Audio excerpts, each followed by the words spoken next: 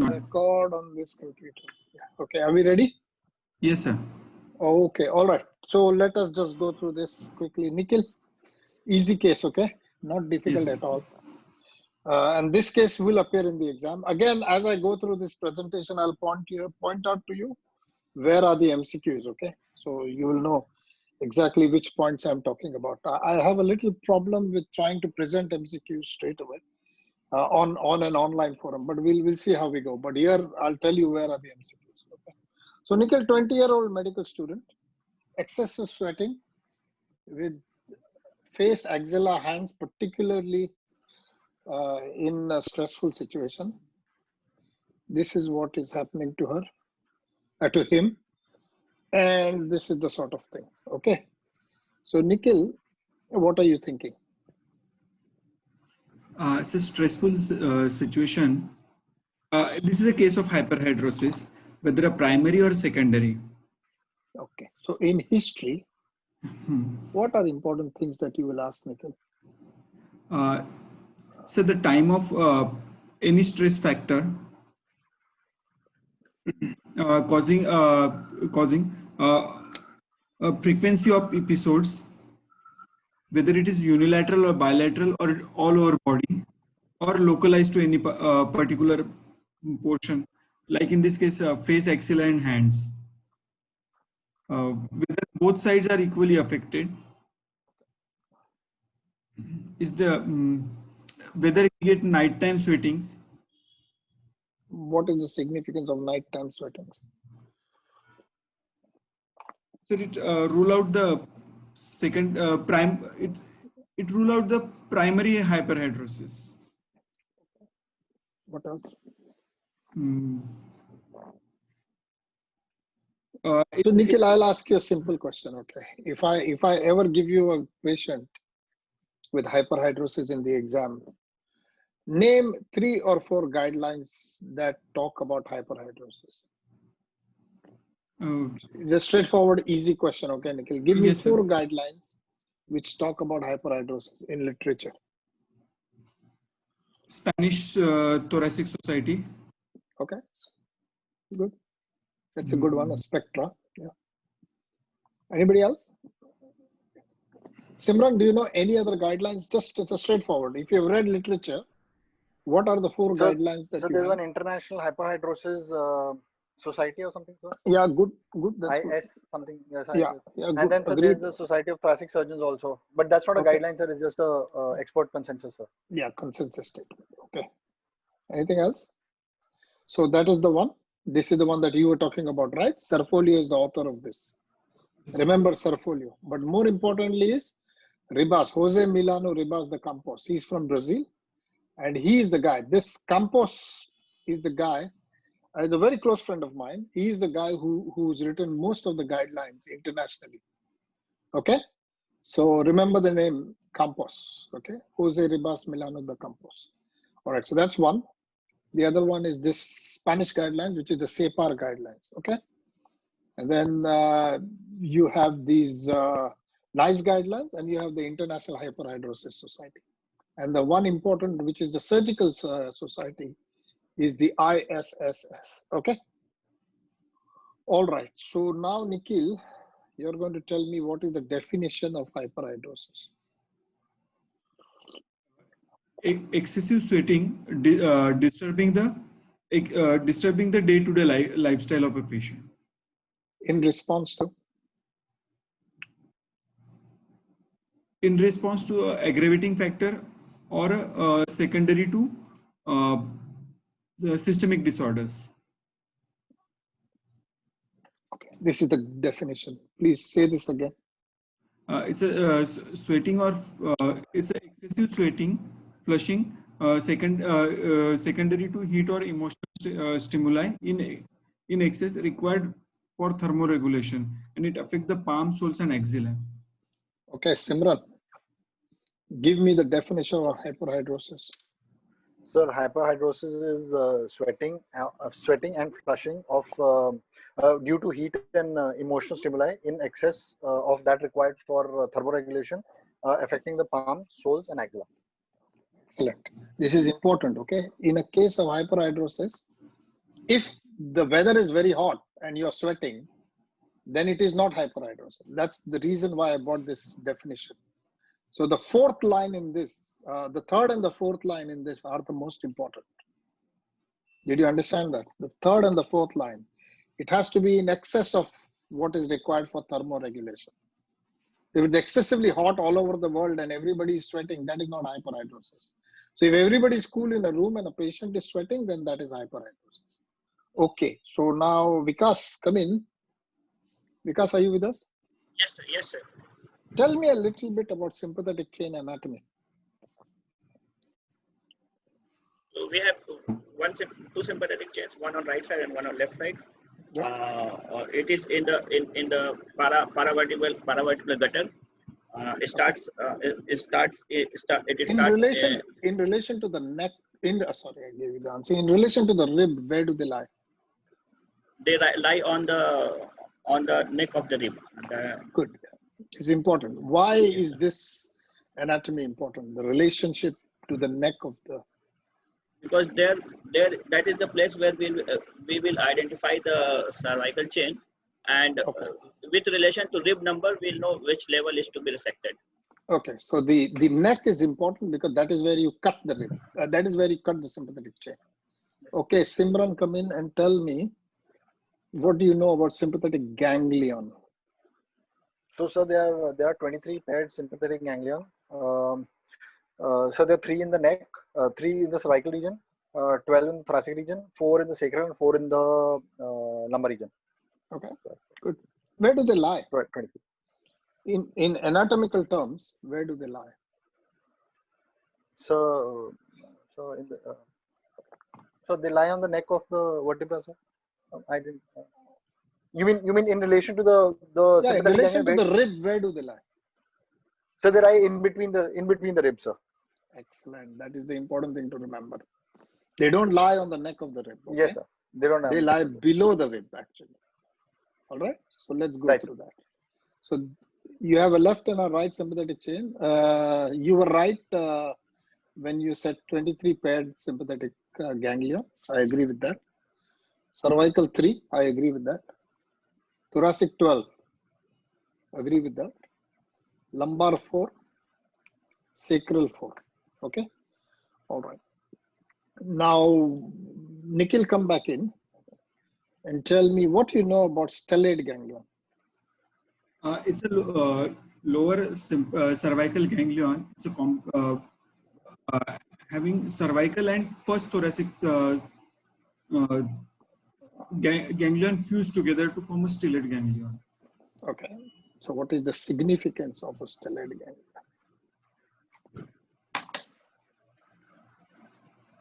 If injury to the stellate ganglion may cause a Horner's syndrome. Okay, good. Now, Vikas, tell me what is Horner's syndrome? Horner's syndrome is ipsilateral anhydrosis, meiosis with contralateral hyperhidrosis, which occurs due to damage to the ipsilateral stellate ganglion. Just go again. Tell me again. I'm writing it down. Tell me again the 3 points you said. The ipsilateral anhydrosis, meiosis, and contralateral hyperhidrosis. Okay. Reactionary Okay. hyperhidrosis. Simran, what has he forgotten? Ptosis. Ptosis. Yeah. Ptosis. There are 4 components to a Horner syndrome. Who was that? Who said ptosis just now? Who said ptosis? Ganesh, tell me the 4 components of a Horner. Sir, there is a ptosis, meiosis, anaphthalomosis, and Anhydrosis. anhydrosis. Yes, anhydrosis. So now you've given me 4 words. Tell me the meaning of the 4 words. Sir, what is ptosis? What is meiosis? What is anaphthalomosis? So ptosis is the dropping of the eyelid. Ptosis is the dropping of the eyelid. Meiosis is the constriction of the pupil. Anhydrosis is the loss of sweating. And anaphthalomosis is the shrinking of the eyeball. Good. Okay. Simran. No, Nikhil. No, Simran. Come in, Simran. Tell me clinical conditions in which you see Horner syndrome.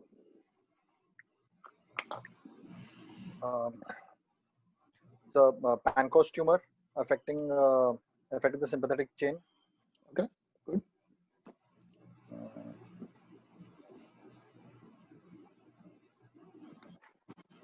So that's all I can think of, sir. Okay, Nikhil, tell me clinical situations where you come across Horner syndrome. One is invasion by the tumor, and secondary damage to the sympathetic. No, what tumor? What tumor? What tumor? He said. What tumor did you say? Pankos tumor. You said Pankos tumor? Yes, a Pankos okay, tumor. So Pankos tumor is agreeable. What are the other things in that area?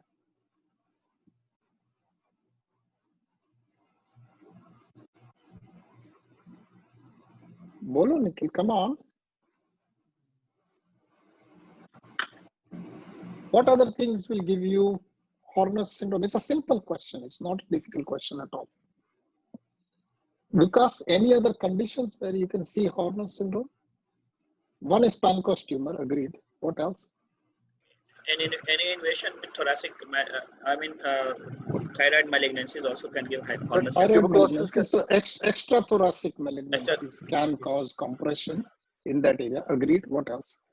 So tuberculosis can lead to so lymph nodes in that area can cause. Agreed with that. Lymph node, which could be inflammatory, infective, anything. The whole gamut of lymphadenopathy in a thoracic outlet can cause it. What else? Common things which cause Pankos, which cause Horner syndrome. The commonest thing.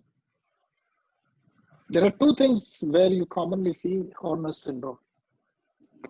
Block dissection of the neck. Who is it? Just give your name. Sorry, Soumya. What can cause block dissection of the neck? Very good. Yeah. And where else? Common tumor which causes Pankos. Myasthenia gravis, thymoma. A little far away. Thymoma may cause. I'm not saying no. Yes. What is as a paraneoplastic syndrome, sir. As a paraneoplastic syndrome to the lung cancers. Okay.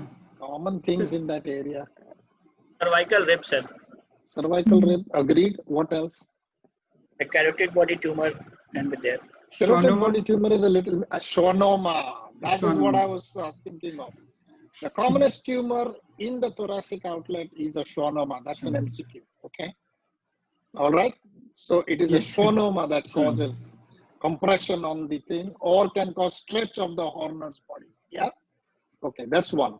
The second thing which Soumya rightly pointed out was radical neck dissection. But in thoracic surgery world, where do you see Horner syndrome? I've given you a clue now. So after Soumya said something, I am asking you to say something else.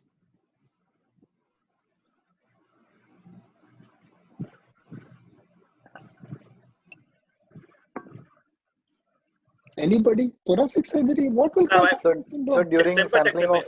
Yeah, sympathectomy. Thank you very much. God bless you. Okay. This is a cardiothoracic surgery exam. And if you cannot tell me that sympathectomy can cause Horner syndrome, then I'm worried about it. Okay. So only three things I want to hear. One is the schwannoma in that area. One is a Pankos tumor in that area or any tumor in that area. And number three is post-sympathectomy. If you've gone too high, you might actually cause Horner syndrome. Agreed or no? Is something wrong which I'm saying? No, sir. Yeah, simple stuff. This is how you need to get the conversation going, okay? Everything else is right. I'm not saying you are wrong, but remember these common things which are common. Okay, all right. Salman here, we can get multiple sclerosis as well. Many reasons. There's a whole list of things that can come. But if you don't tell me the common things and you tell me multiple sclerosis, then I'm not interested. Do you understand? So you have to come up with the common things in thoracic surgery that cause Horner syndrome. And the most commonest is post-sympathectomy. All right, if you've gone too high or you've not cut it adequately. Post-sympathectomy, what clinical situation causes Horner syndrome? Come on now, specific question. Why are you doing sympathectomy, which is likely to cause Horner syndrome? Sir, sympathetictomy for facial hyperhidrosis. Okay, T1. Okay, yeah. What else? What else? We might have left an accessory now which has causing aberrant regeneration. No. More common. What is the other clinical situation where you do a sympathectomy and you're likely to get Horner syndrome? The other way of asking this question is, when will you cut T1? Raynaud's phenomenon. Raynaud disease, sorry. Okay. What else? And sir, thoracic duct operations during that chain might have got injured. Where do you? You are asking. Where do you cut T1? So misjudging it as the second ganglion, sir. So one is misjudging it. During a sympathectomy, you made an error and you thought it was T1, T2, and it was a T1. That I agree with that. But where do you actually want to cut T1? What cases? Cardiac syndrome. Bradycardia. So the arrhythmias in the arrhythmia surgery, sir. Arrhythmia surgery. Absolutely right. JLN syndrome, okay? JLN syndrome, right. JLN syndrome. Prolonged QT interval, okay? And prolonged PR interval. That's the JLN syndrome, where you do what is called as a hemistellate ganglionectomy. Okay, hemistellate ganglionectomy, which means you cut the first sympathetic ganglion, the stellate ganglion, but you only cut the lower half. You consciously cut the lower half to disconnect it, and you leave the upper half. So when you leave the upper half, you actually do not cause Horner syndrome. And when you cut the lower half, you cause control of JLN syndrome, the bradyarrhythmias, and all the arrhythmias that you get. You actually have to get to T1. So two conditions where you actually do a surgery on T1. One is facial hyperhidrosis, and the other one is JLN syndrome or arrhythmia surgery. Okay, does it make sense what I just said? Hello? Yes, Yes, sir. Yeah, keep talking back to me. Otherwise, I don't know. I'm staring at a blank screen, so I have no idea whether you understood or not. By the way, Yes, MCQ. Okay, so this is one of the MCQs. All right. So just to let you know, this is one of the MCQs where it comes up. Okay. All right. Commonest side effects of arrhythmia surgery is Horner syndrome. Okay. And when you consent, you have to consent for Horner syndrome. Okay. All right. Sympathetic chain. Somebody was telling me about sympathetic chain. So yeah, where does it lie? We said it lies at the neck of the rib. Okay. Stellate is C7T1 fusion, okay? The lower sympathetic and the upper thoracic fusion, okay?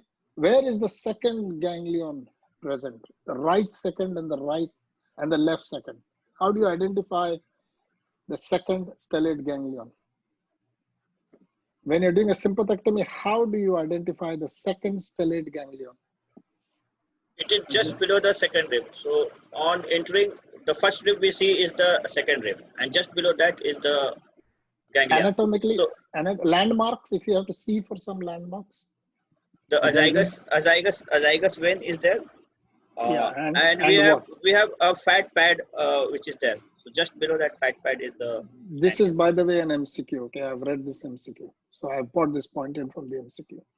So where is the right second ganglion in relation? Azygous, where in relation? So where it joins the SVC. Where the azygous joins the SVC. Exactly the point where it joins the SVC. That's the second rib, the neck of the second rib, and that's where you will see the right second ganglia. Where will you see the left second ganglia? Just above the aortic arch. Good. On left side. So aortic arch is the point which tells you that you could have that. And one of the problems is the anatomy could be aberrant, okay? So you might have a double sympathetic chain. So you've got to, whenever you're doing a sympathectomy, you must remember these points which I've just told you. I have picked these points up from surgical tips for doing a sympathectomy. Okay, each one of this point is quite important. All right, and nerve of Kuntz has to be remembered. We'll talk about that in a minute. Okay, now this is it. Can you see? This is the neck of the ganglion. I want you to see this picture very, very carefully, okay? So this is the neck of the rib. Can you see that? Simran, you told me that the ganglion lies below, correct? Yes, sir. Very important to know that, okay? And you actually cut it here. This is either you can cut it on the top or you can cut it at the bottom. So see this picture very clearly and identify where the ganglion lies below the neck, not at the neck. MCQ. The ganglion lies at the top of the second rib, at the middle of the rib, at the bottom of the rib, at the intercostal space. MCQ, okay? And only one answer is correct. The answer is it lies below the rib, in the intercostal space. Can you see that? It does not lie on the rib. Lot of people make this mistake, okay? A lot of people make this mistake. So the ganglion lies below the rib, okay? So, now, one question, sir. Yeah, Sorry to interrupt, sir. So the ganglion, ganglion necessarily not be like a nodular structure. It can just be the continuity of the nerve itself. No, usually it's a nodular structure. When you see it, you can see it as a nodule. See here, there's a nodular structure. It is usually a nodular structure because it is where the nerves are interconnecting, so it forms like a bulb. Sure. Okay. All right. It's a very clearly seen. So the sympathetic chain is not one straight line. It's like a bead, a rosary bead. Okay. So when you see a rosary bead, that's what the sympathetic chain is like. So the beads are the ganglions and the in between is the nerves. Okay. Now I want, who wants to take this next question? Somebody come forward, a new person. Now I want a new person. Somebody say yes, whoever you. Salman, are you with us? Yes, sir. Okay. I will disappoint you. Right thoracic outlet. Okay, this is the right thoracic outlet. I want you to see the three blanked out structures. Which are the three blanked out structures? This is 1, 2, and 3. What are they?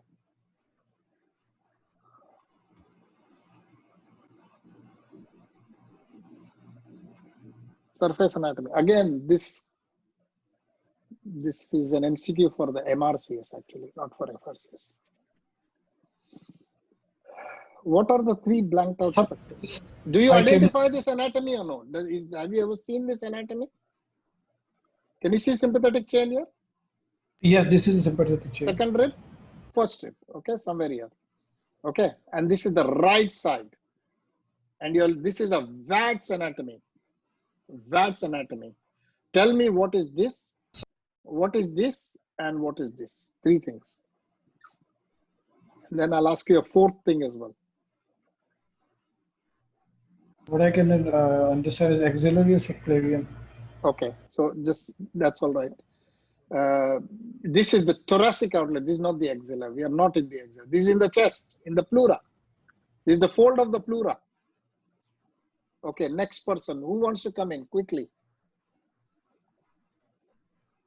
I do this on the Viva table. Okay, I put this and I ask you this question.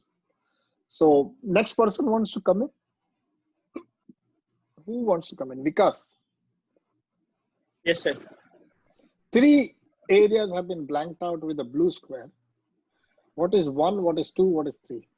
This is the thoracic outlet on the right side. The thing just opposite the second rib, the last one is the SVC. This one? Yeah, that is the superior vena cava. Okay, what is this? That will be the internal memory. Excellent. The cardiac surgeon should be able to identify this. This is something that you take every day, okay? Not the right side, but the left side. But this is IMA. Okay, this is the vein that you can see, and next to it is the artery. Okay. What is this? Innominate artery? This should be the subclavian artery. It is the subclavian artery. This is beyond, this is not in the mediastinum. It's in the thoracic cavity. So we have the innominate will be here before it divides into internal carotid and the subclavian. Okay, so into the carotids and sub. So this is the subclavian artery. Okay, Simran. Nikhil, I'm not asking you this because you see this every day, so you know the answer. So what is this, Simran? This is a phrenic. Excellent. Very good. How do you identify the phrenic? So it enters the thorax at the base of the subclavian artery and goes on the right hand side of the SVC up to the hilum, which is anterior to the hilum and going on to the diaphragm. Sir. What lies posterior to the hilum? So the vagus. Excellent. So there are only two nerves in the chest. Okay, please remember this. Yes. There are only two nerves of importance in the chest. One is the phrenic, which comes anterior to the hilum, MCQ. So, okay. And the second one is the vagus, which goes posterior to the hilum. Does that make sense what I just said? Everybody understands what I just said? The phrenic lies on the SVC and comes in front of the hilum, and vagus lies behind the hilum. It comes somewhere here in this area, it will come. Okay. At this moment, you can't see it very clearly.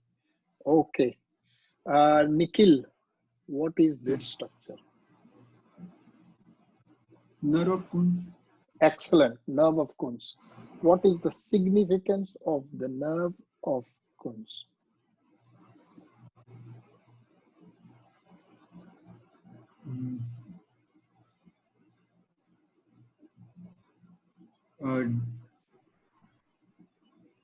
Sir, it causes excessive causes refractory hyperhidrosis after surgery. Refractory hyperhidrosis. More importantly, it causes recurrence of symptoms if it is not. It does cause recurrence. But more importance of the nerve of Kuntz is that if the nerve of Kuntz is not cut, then you get recurrence of symptoms and you get compensatory hyperhidrosis. Okay. All right. Everybody okay with that?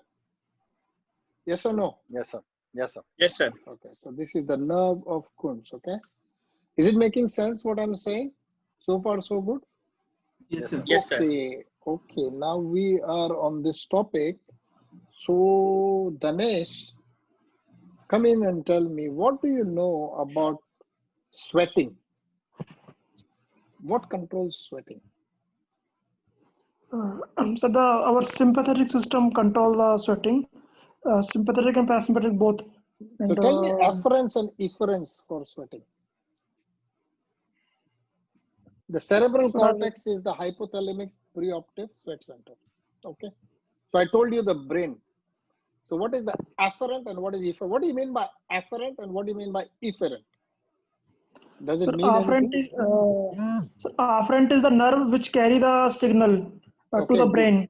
Good. And so what is the commonest afferent in this situation? What is the stimuli?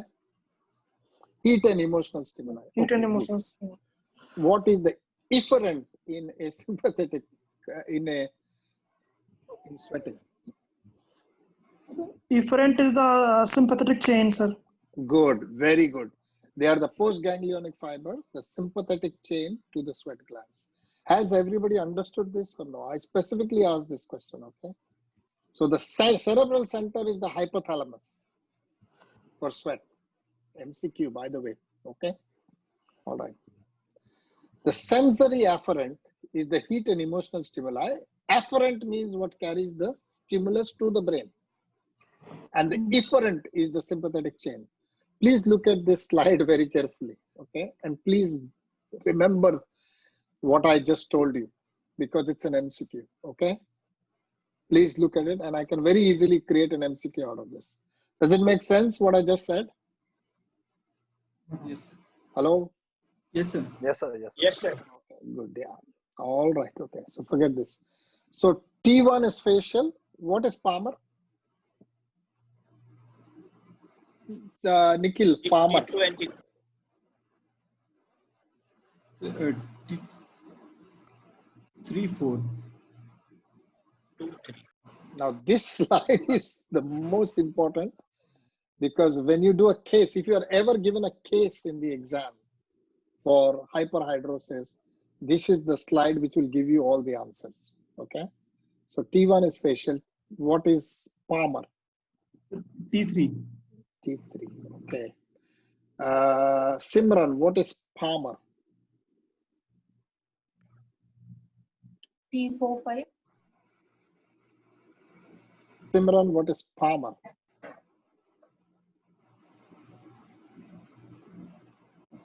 Come and say yes or no. Say I don't know. It's okay. We'll move to the next person. Oh, sorry, sir. My mic was off, sir. So Palmer is T2, T3, and axillary is T4, sir. Okay. So T2, T3 is Palmer, which Vikas said rightly, but I was ignoring Vikas because I wanted somebody else to answer. And T4 is axillary. Okay. Please, this slide, take a screenshot and sleep with this slide. Okay. And if you're ever asked in the exam, which nerve to cut for which hyperhidrosis, this is the answer. Does it make sense? Hello? Yes, sir. Yes, sir. Most important slide of the whole hyperhidrosis story. Okay, most important slide. Again, MCQ. All right. So T1 is facial, T2, T3 is Palmer, and T4 is axillary. Please, this is very important slide. This is the crux of the whole discussion. Okay. All right. So now, Nikhil, we'll come back to you and tell me a little bit about sweat glands. What do you know about sweat glands? They're important, isn't it, in this case? Yes, sir. So what do you know about sweat glands, or what are the types of sweat glands that you know? Eccrine and apocrine. Okay. So what is apocrine and what is eccrine? So there are two words we learned earlier, afferent and efferent. Now two more new words, apocrine and eccrine. What is apocrine sweat glands and what is eccrine sweat glands? The cardiac people will kill me. They will hate me for doing this topic. But this case comes in the exam. Bolo na Nikhil, tell me. Unable to say. Oh, come on. Okay, Vikas, tell me. What is apocrine and what is eccrine? Sweat glands. Vikas, are you there? Vikas? The sweat glands which are present all over the body are eccrine sweat glands. They open directly in the skin. What are apocrine? Apocrine sweat glands, those present in the axilla, in the groin. They have the excretory pores in the hair follicles. Okay, that's the key word. That's the key word. Okay. So apocrine. So one question, sir. Just one minute. Let me finish this. Let me finish this slide. Yes. 1 minute, Simran. Let me finish this slide. Apocrine opens into the hair follicles. So areas of high hair density, apocrine. And eccrine is everywhere else. Okay.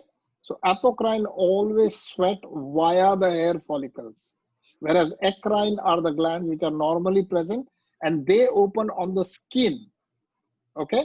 Yeah, Simran, ask me. So in hyperhidrosis, sir, both these glands are affected equally, or there's some interplay? Depends on which area is affected. Both these glands can be affected because both the glands are controlled by sympathetic stimulation. Right. The reason why you need to know each one of these is because in treatment, things change. I'll talk about it in a minute. So when you treat it a little differently, the areas. Right. So if you're treating an apocrine area, it's a little different management as compared to a eccrine management. Okay. So if it's just sweat, yeah. So also for the stimulus, sir. So since hyperhidrosis is excessive sweating in response to heat and emotional stimulus, so the glands affected will be different. Also, like emotional stress will be for axilla. Actually, there is no clinical scientific data which says that one stimuli causes one gland to do or the other stimuli causes the other gland. There is usually just excessive sweating, and it's very difficult to differentiate whether it's coming from apocrine or eccrine. But commonly it is the apocrine glands which show up in the axilla. Okay. And when it is the palm, it is the eccrine gland because there is no hair on the palm. Yes, sir. And on the face, if it's a male, it could be apocrine. It's a female, it could be eccrine. Okay. So that's why it's kind of very difficult. It's an intermixed pathophysiology. But this is an MCQ in the exam, unfortunately. So you need to know these two words, icrine and apocrine. Okay? All right. Thank you. So let me just go back one step. Sorry, I stopped the relay. My mistake. So, Nikhil. Yes, sir. Classify hyperhidrosis for me. Primary and secondary. Okay. All right. What else? Any other that you know of? Localized, diffuse. Okay. So localized and generalized. Excellent. And primary and secondary. Okay. So now what do you understand by primary and what do you understand by secondary hyperhidrosis? I'll first describe secondary hyperhidrosis. Okay. Hyperhidrosis is secondary to systemic disorders or consumption of drugs, medications. So primary could be overactive of the sympathetic nervous system. Okay. So this is the criteria for diagnosing a primary hyperhidrosis. And this is where the history is very important. Okay, Nikhil, that's why I asked you, tell me what questions you will ask the patient. The reason why you take a very detailed history is because this is the only disease in all of thoracic surgery where you make a diagnosis purely on the basis of history. You do not need any real investigative test to make a diagnosis. The diagnosis is based purely on the history. Did you understand what I just said? So it's very important to take a very good history. So now, Nikhil, tell me what are the criteria for diagnosing it as a primary hyperhidrosis? And what is the criteria for secondary? Secondary, you said we have a disease and then we have got this. So how will you on history diagnose your patient has got primary hyperhidrosis? Age less than 25 years old. Localized hyperhidrosis either to the facial, axilla or palm. There is no sweating during night time. It is the stresses are emotion or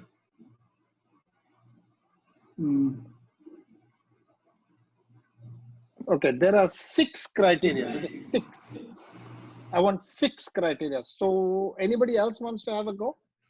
I'm not saying you said wrong, Nikhil. Okay, you said some of them, they are right. But the first and foremost, besides the 6, the first is, of course, there is no obvious secondary cause. That we've understood. Now, give me 6 criteria. At least one of them should be present. So what are the 6 criteria? So may I? Saransh here. Saransh, please tell me at least 6 criteria to call it a primary hyperhidrosis. Yes, sir. So at least 2 have to be present, I believe. The first is bilateral symmetrical sweating. Thank you. Very good. Just go slow because everybody is trying to digest the information. So the first criteria is if it is bilateral and it is symmetrical, then it is more likely to be primary. If it is unilateral or asymmetrical, it's more likely to be secondary, which means there's something called as Frey syndrome, which means there's damage to the facial nerve. If there's damage to the right facial nerve, you'll get only flushing on the right side. You understand? That's unilateral. But if you've got bilateral and you've got symmetrical, it is more likely to be a central problem rather than a localized problem. Well done, Saransh. The first one is absolutely right. Bilateral and symmetrical. Tell me another one. Sir, there should be a positive family history in the patient. Excellent. So there is a strong correlation with the family history. Very important. A secondary hyperhidrosis may not have any family history. Okay. Whereas a primary hyperhidrosis usually is related within the family. Very good, Saransh. Number 3.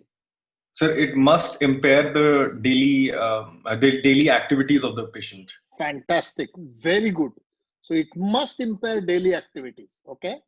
So very good. In secondary, it may or may not be. It might be just localized and it might not make any difference to the patient's life. But primary definitely impairs a patient's daily life. 3, 4. So age of onset has to be before 25 years. Absolutely correct. The younger the patient, the more likely that it is a primary hyperhidrosis rather than a secondary hyperhidrosis. Okay, good. Go on. Give me 2 more. Sir, I only remember one. No, there should not be any sweating while sleeping. So sleep, very good.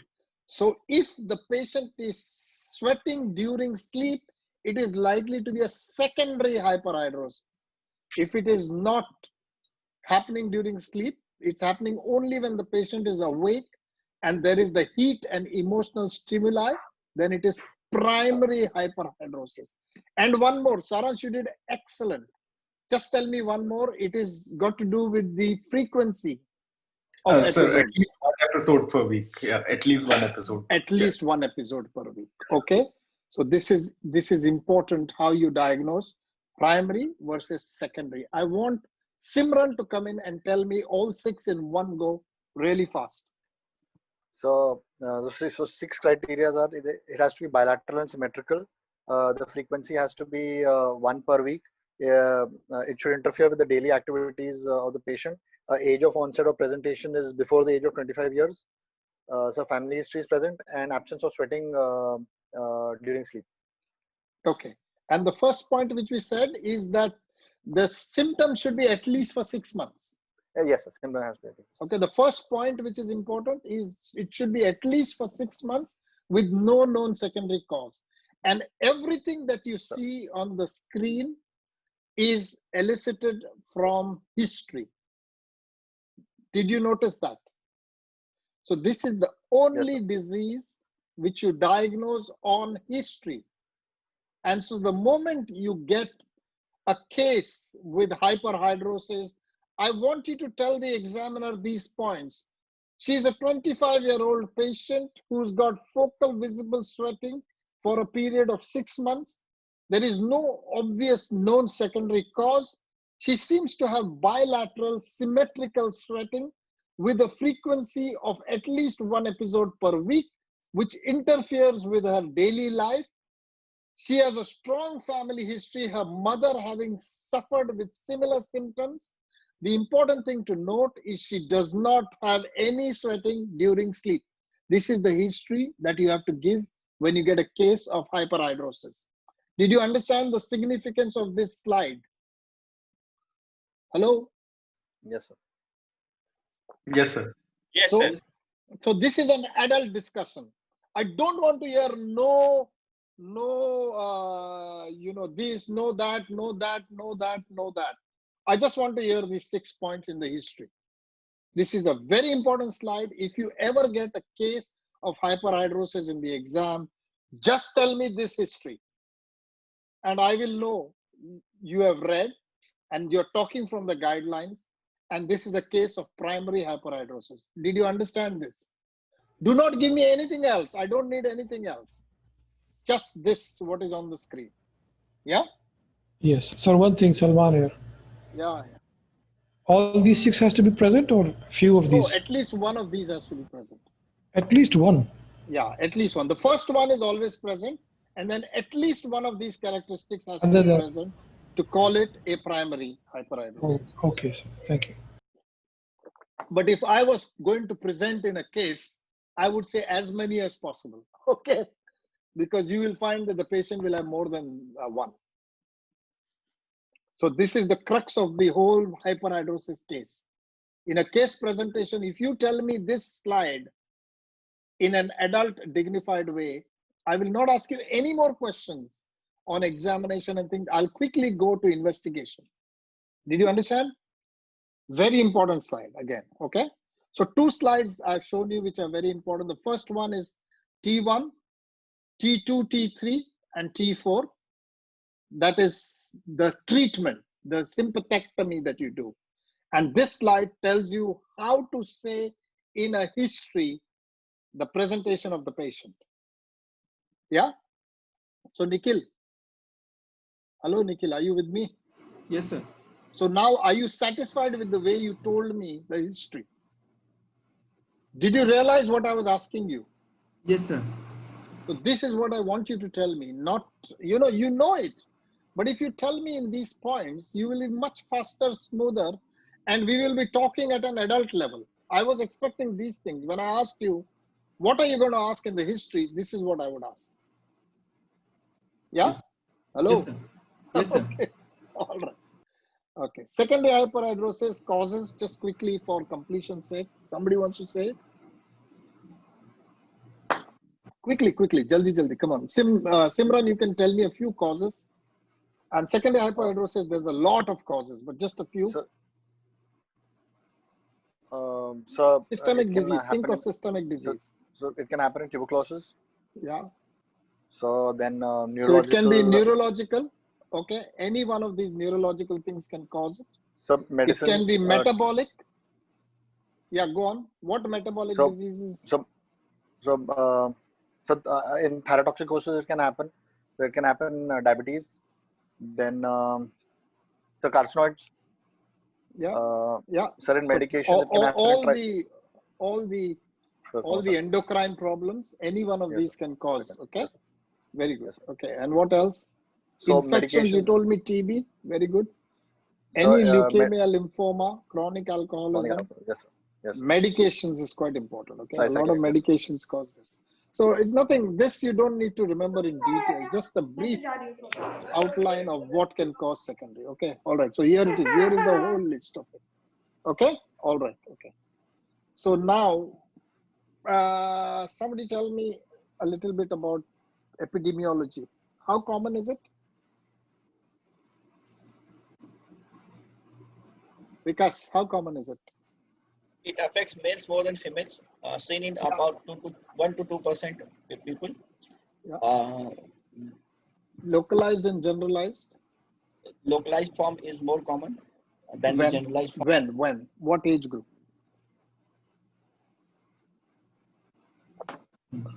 Older localized age and generalized, what age group? So localized in older age group.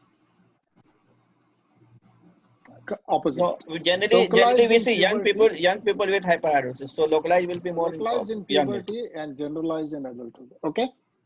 All right. Okay. So now we told these clinical features. Yeah, these are quite important. We just spoke about this. That slide was very important. Okay. Yes, sir. Yeah, this is all. The case presentation in hyperhidrosis is just this few points which I just told you. Okay. Don't go into too much detail about the history. Just quickly give me the 6 points. The first point is, of course, focal, and then the 6 points. And that's all you need in the history. Okay? All right. What is, Saransh, since you did so well, tell me what is Harlequin syndrome? Sir, there is, it's an autonomic disorder which, in which there is a reduced flushing and sweating. And it's unilateral. I have, sir, but I can't remember. It's unilateral autonomic disorder in which there is, I think, reduced flushing and sweating. The most important thing about Harlequin syndrome, it is one-sided. Okay? So it's only on one half of the face, neck, and upper chest. Okay? It's usually unilateral. And whenever a thing is unilateral, what do you think could be causing it? Sir, unilateral. Is it primary or secondary? Secondary, sir. It's secondary to what? Secondary to injury to the sympathetic. Excellent. Chain. So unilateral, always secondary to injury to one side of the sympathetic chain. So it could be right side or left side. Usually could be infective, could be viral infections can cause it, could be surgical injuries, could be fibrosis, could be something compressing on it, okay? So one half of the body gets denervated, but to compensate for it, the other side gets hyperactive. Now, in an exam, you may actually have a case of Harlequin syndrome, okay? So if you have this guy, that is Harlequin syndrome, okay? Can you see that? One half is completely denervated. The other half is hyperactive. Which side? Now, an MCQ comes where we put this picture and we ask you which side is affected side. So the side which is less active, as in the picture is in front of you. So, which is the affected side? So the right side, the right side of the patient is affected. Left side. So left side is affected. Left side. Left side. You just gave me the whole description, Saraj. Yeah. You just gave me the whole description and you verbalized the answer absolutely correct. But when you were put with the picture, you gave me the wrong side. This is theoretical knowledge. You gave me the whole description. Every single point was correct. But the moment you saw the picture, so which side is affected in this guy? The left side. Thank you. The left side is affected. What is happening on the right side? There is excitation of the contralateral side is excited. Hyperhydrosis. Okay, hyperhydrosis. Is it making sense, guys, or is it getting boring, or is it getting awkward? Hello? Perfect, sir. Getting well, hello. Is everybody okay? Still with me? Yes. Yes, sir. Yes, sir. Okay, all right. So what is Frey's syndrome? I'm going to just cover the important points of a hyperhidrosis case, okay? So Frey's syndrome, anybody's heard of Frey's syndrome? Because what is Frey's syndrome? It occurs after parotidiectomy. So facial nerve is injured. The facial nerve is injured, and its aberrant regeneration will give rise to sweating whenever the patient is masticating. Okay. So what is the other? Gustatory sweating. That's right. While mastication. So while he's eating food, every time he eats food, there is a stimulation, and it's called as gustatory sweating. Okay. And you are absolutely right, because it's secondary to injury to facial nerve following parotid gland surgery or thoracic sympathectomy. Okay. All right. And this is a Frey syndrome. Yeah. Specific. Just that area. Also. Yeah. Thoracic sympathectomy can also cause it. Yeah. Because one side you've knocked off the afferents. Okay. The efferents. Okay. So that can cause it. Can you see this area? So these are and most important in this, what is diagnostic of a Frey syndrome in this patient? The Nikhil, scar what of is parotid.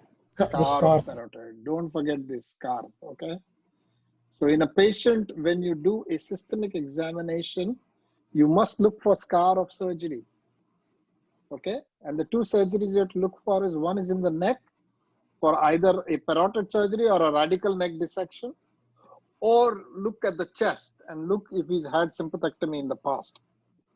Because you may very well have a case who has got compensatory hyperhidrosis rather than primary problem. It is a compensatory hyperhidrosis following thoracic surgery. Yeah? Okay. All right. Now comes the important part. So now how do you investigate a patient? Nikhil, you come back in. This is your case. How do you investigate a patient with hyperhidrosis? Tell me all the investigations that you know. I need about 5.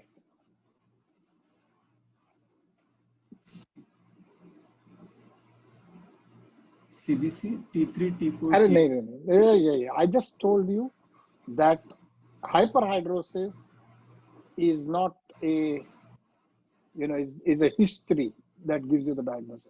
But yes, you do these blood tests and everything for ruling out secondary causes. I agree with you. But talk about hyperhidrosis now. Give me the test in hyperhidrosis, specific tests. Okay, next, somebody else take it. Simran, have you read? So I don't know the specific. So there's quantitative tests and qualitative tests. Good, Sir, very good. That's a good start. Sir, so normal sweating is 1 ml per meter square. Yeah. I don't know how to. I don't know the tests which measure quantitative, sir, but qualitative tests. There are the ninhydrin test, the starch test. Now, let me tell you that the next slide, which I show you, is an MCQ, and it will come in the exam where we will put a clinical scenario and we will give you some values and we will ask you 1, 2, 3, 4. Okay. So it's important. So let me go through the test with you. Okay. So what are the 5 or 6 sweat tests that you know? Anybody knows? Ninhydrin test. Good. What else? Starch test, pseudometry, and evaporometry. Okay. And one more. Sweat chloride. Gravimetry. Gravimetry. Okay. So gravimetry, pseudometry, and evaporimetry. I want somebody to repeat this for me, please, because this is the key to this discussion. Tell me the 5 tests. Nikhil, tell me 5 tests that help you evaluate the quantitative response to hyperhidrosis. Ninhydrin, gravitometry.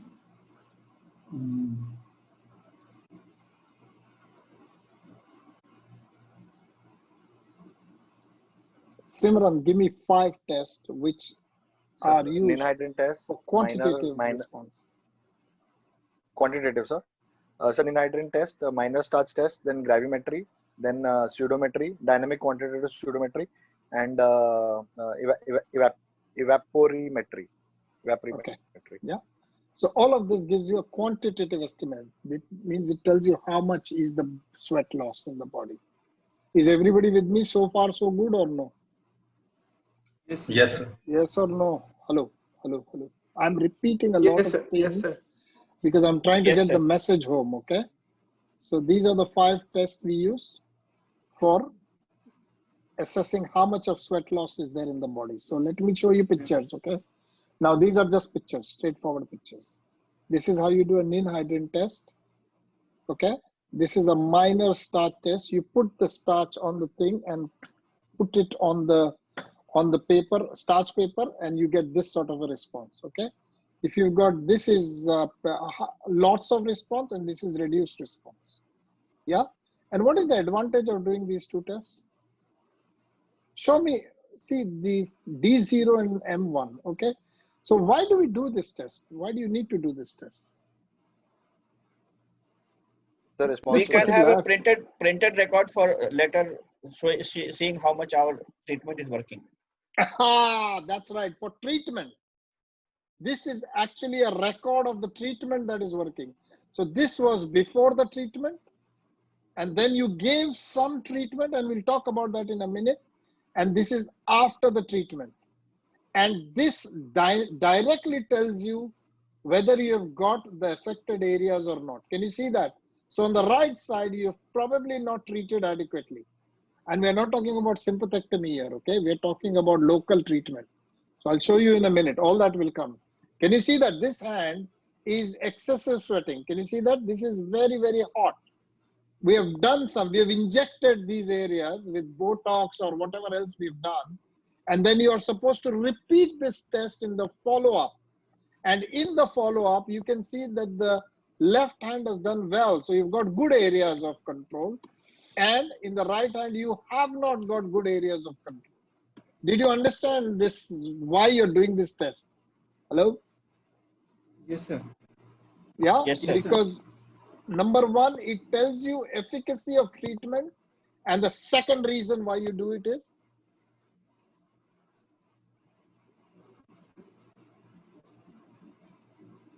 Hello? Sir, We can compare with the previous. Yeah. So what is that called as? Clinically, what is that called as? Refractory hyperhidrosis. More common. We are talking about local treatment here. Recurrence. Okay. Recurrence. What you want to see is recurrence. So this is a record. And if you do 6 months later and it comes back to this, that means there is recurrence. You understand that or no?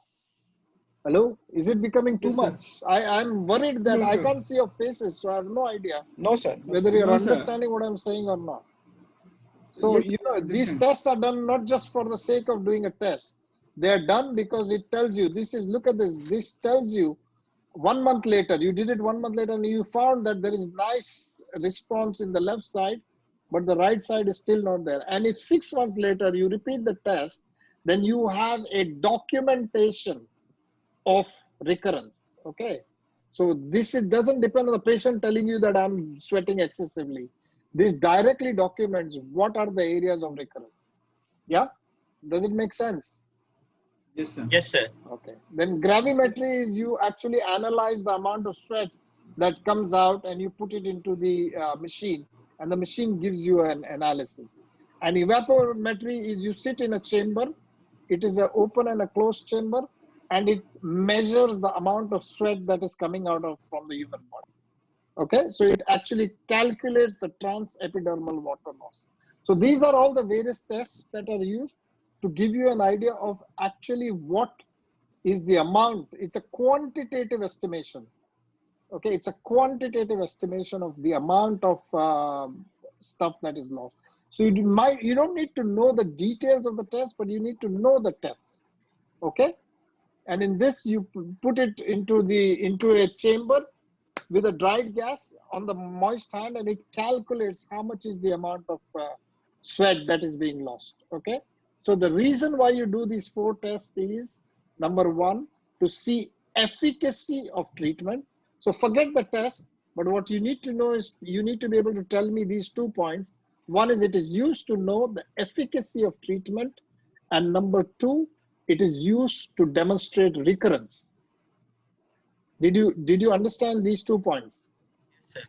So Yes, you sir. don't need these tests to diagnose hyperhidrosis. Hyperhidrosis is diagnosed on a clinical history. These tests are used for therapeutic evaluation, not for diagnosis. Okay, that is the difference. I want you to understand this concept. Why are we doing these tests? So the first one is on history you diagnose, and these tests are used only to evaluate therapeutic value of your treatment. Okay, all right. So what are the qualitative testing that are done? Is it important to do a psychological assessment of a patient? Nikhil, your case. Yes, sir. So whenever you have a hyperhidrosis case, do not forget to talk about multidisciplinary intervention. Okay, hyperhidrosis is always a multidisciplinary intervention, and one of the important things is psychological assessment of the patient. So why do you want to do psychological assessment of the patient, Nikhil? So the poor response, there may be a poor response to the therapy, or a therapy failure causing recurrence. Okay, but before that, in a clinic, why do you want to do psychological response? Why do you want to do psychological testing of a patient? So the symptom are the sweating is causing social embarrassment to the patient. So why do you want to do psychological testing?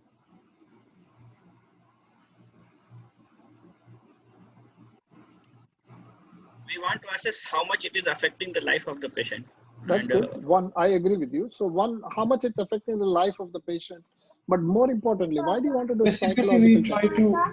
Whether the patient understands that there are chances of recurrence and all the things. So if I think you are asking about results of surgery are not always gratifying at times. Elaborate on that. Elaborate, Dr. Sir, Ajay, come back in. Yes, sir. Yes, elaborate on what you just told me. Sir, I wanted to say that sometimes we operate, but we don't get the desired result. Okay. At times. So what is the psychological? Patient need to be counseled well in advance. There is a high chance of recurrence even after surgical treatment. Patient has to earn his surgery actually. Absolutely right. He should be distressed. Sir, medical legal implications. Okay, yeah. What else? Why do you want to do psychological evaluation? What am I thinking of? All of this, what you said, is right. But the first thing Sweating that you has want to a rule out is what? Any sweating psychological has a disorders. psychological component, anxiety. Thank you very much, Soumya. That is the answer. The last thing you want to do is operate on a patient who is an obsessive compulsive neurosis or who has got borderline personality disorder, or somebody who's got stress disorder, or somebody who is depressive, somebody who has got anxiety, somebody who gets panic attack. All of these are not indication for treatment. Do you understand that? If any of these psychological things are as a secondary effect of hyperhidrosis, then you have to treat these things first. Okay, that's the bottom. I would never operate on somebody who's got a psychological disorder, because he's, no matter what you do, he will never recover from your treatment. So the first reason why you do a psychological assessment is you want to rule out psychological stroke psychiatric problems. You don't offer a sympathectomy to a schizophrenic or a borderline schizophrenic. Do you understand what I'm trying to tell you? Yes, sir. Otherwise, you'll be stuck with the guy for the rest of your life, and he's not going to get better. Okay? So it's very, very, very important to do psychological assessment. Okay? And then everything else follows. Everything else is important because you want to document what is the quality of the life. Number two, how much is his quality of life affected? Number three, you know, is this guy going to benefit from the treatment or not? So everything else is secondary. The first thing you want to rule out is that the patient does not have underlying psychological disorder. Did you understand this? This is very important in the exam. So whenever you talk about treatment, do not jump into sympathectomy, do not jump into Botox, do not jump into anything until and unless you have done a psychological and a psychometric assessment of a patient of hyperhidrosis. Did I get my point across or no? Yes, sir. Yes, sir. Yeah, everybody understood this? Very Yes, important. Okay, huge mistake to operate on patient with a borderline personality disorder. Huge mistake. Okay. All right. So what are the testings that you do? Quickly tell me now. This is easy. Qualitative testing, some 3 or 4. Tell me what you do. Hyperhidrosis you disease treat? severity scale. Sorry? Hyperhidrosis disease severity scale. Very good. What else? Anything else? Other things that you know of? SF36 Keller scale. Yeah. So there are a few scales that you can use. Okay. You can use SF36. You can use any one of these. HDSS, HHIQ. The dermatologists have their own scales because a lot of these patients present to the dermatology department. Okay. So just go through these. You may or may not know it. It's okay. But these are just the first slide you must know. This slide you must know that what are the qualitative tests available for you. So number one is quality of life test, which you can do with SF36 and other protocols. Look for these scales, HDSS, HHIQ, and DLQI. These are the 4 words. The MCQ that comes here is I throw in another scale into this and I say all of these are tests, qualitative tests for hyperhidrosis except, okay, and I'll throw in a ninhydrin test into this. And so you have to know that ninhydrin is a quantitative test. That's the MCQ which comes out of this. All of these are qualitative tests for hyperhidrosis except, and I'll put in one in there. Did you understand that? So if you've never heard of HDSS and HHIQ, you will never be able to pick up the correct answer. That is why this slide is important. This is an MCQ, okay? This slide, which I've just put up here. Okay, so I'm not going to go into details of each one of these. You don't really need to know this, but if you know it, that's good. These are all available. So we've got all of these SF36, Keller, Skindex, IIRS, all of these. It doesn't matter what you tell me, but you have to use some tests to measure the quality of life, okay? QOL, quality of life. Yeah? All right. Okay, Nikhil, carry on now. Treatment. So have we done, we've done history. We've done how to do quantitative tests, and we have done qualitative tests. Are you understanding the sequence of management of a patient with hyperhidrosis? Hello? Yes, sir. So history, clinical examination is to rule out secondary causes. The routine tests are to rule out secondary causes and fitness for surgery. But usually none of those investigations have any real significance in managing primary hyperhidrosis. Then you do quantitative tests to document how much is it before and how much is it afterwards and how much is it 6 months or 1 year later. And then before you treat anybody, you are supposed to do a qualitative assessment, including a psychological profiling of the patient. Yeah? Hello? Yes, sir. Yes, sir. Sir, That's how the case goes. Sir, So can you please go through that again, sir? Okay, so start off with the history. And history is extremely important because I told you the 6 causes of primary hyperhidrosis, the 6 points that you have to say in the primary hyperhidrosis. So purely on the history, you will be able to tell me whether this is hyperhidrosis, number 1. Number 2, whether this is primary hyperhidrosis or secondary hyperhidrosis. So history is important. The second thing is examination. The examination is always to rule out secondary causes. Okay? So you, besides documenting that he's got sweating here and there, you have to rule out that there are no lymph nodes here, the chest is okay, there's no scars of surgery, nothing else. Okay? So that's why the physical examination is to rule out secondary hyperhidrosis. The investigations that you do, routine investigations, are purely to rule out secondary causes of hyperhidrosis. When you have a patient in front of you, there are 2 types of tests that you really need to do. One is quantitative test and one is qualitative test. The quantitative test is to demonstrate how much is the sweat loss and to use it as a baseline to follow up the patient after surgery and to follow up the patient in the long term to look for signs of recurrence. And then the qualitative test is done to identify whether the guy is really somebody whom you want to treat or not. Psychological profiling is very, very important. And then all the other quality of life tests that you do gives you an access of how much is his quality of life affected by this disease. And the most important point, as I think Vikas said, is the patient has to earn the surgery. Do not offer sympathectomy to every Tom, Dick and Harry that you see in your clinic. That is the important thing. So if in the exam you tell me that, you know, the patient has to earn the surgery, I will say you are a very sensible and very safe surgeon. You understand? That's a very important word. The patient has to earn the surgery. In my clinic, I don't do sympathectomy as a routine at all.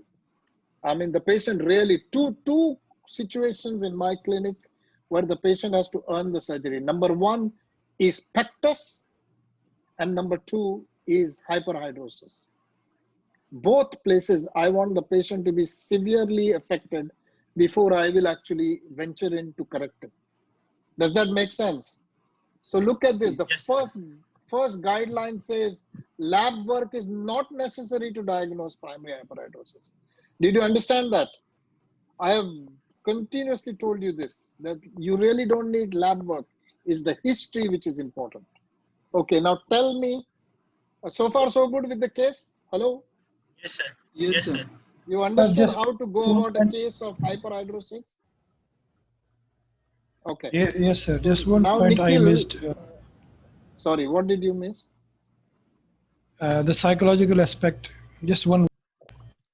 The psychological aspect is very important because if you operate on somebody who's got borderline personality disorder, he's never going to get better. So that is why it is very important to rule out any psychological causes. before you operate or treat a guy. Okay. So now let's come to the last part, which is the most important thing for you guys, is treatment. Okay. So far the case is going well. I'm happy with the way we are progressing. Tell me, Nikhil, some few local treatments that you know. Sir, aluminum chloride application. Okay. Intradermal Botox injections. Yeah. Then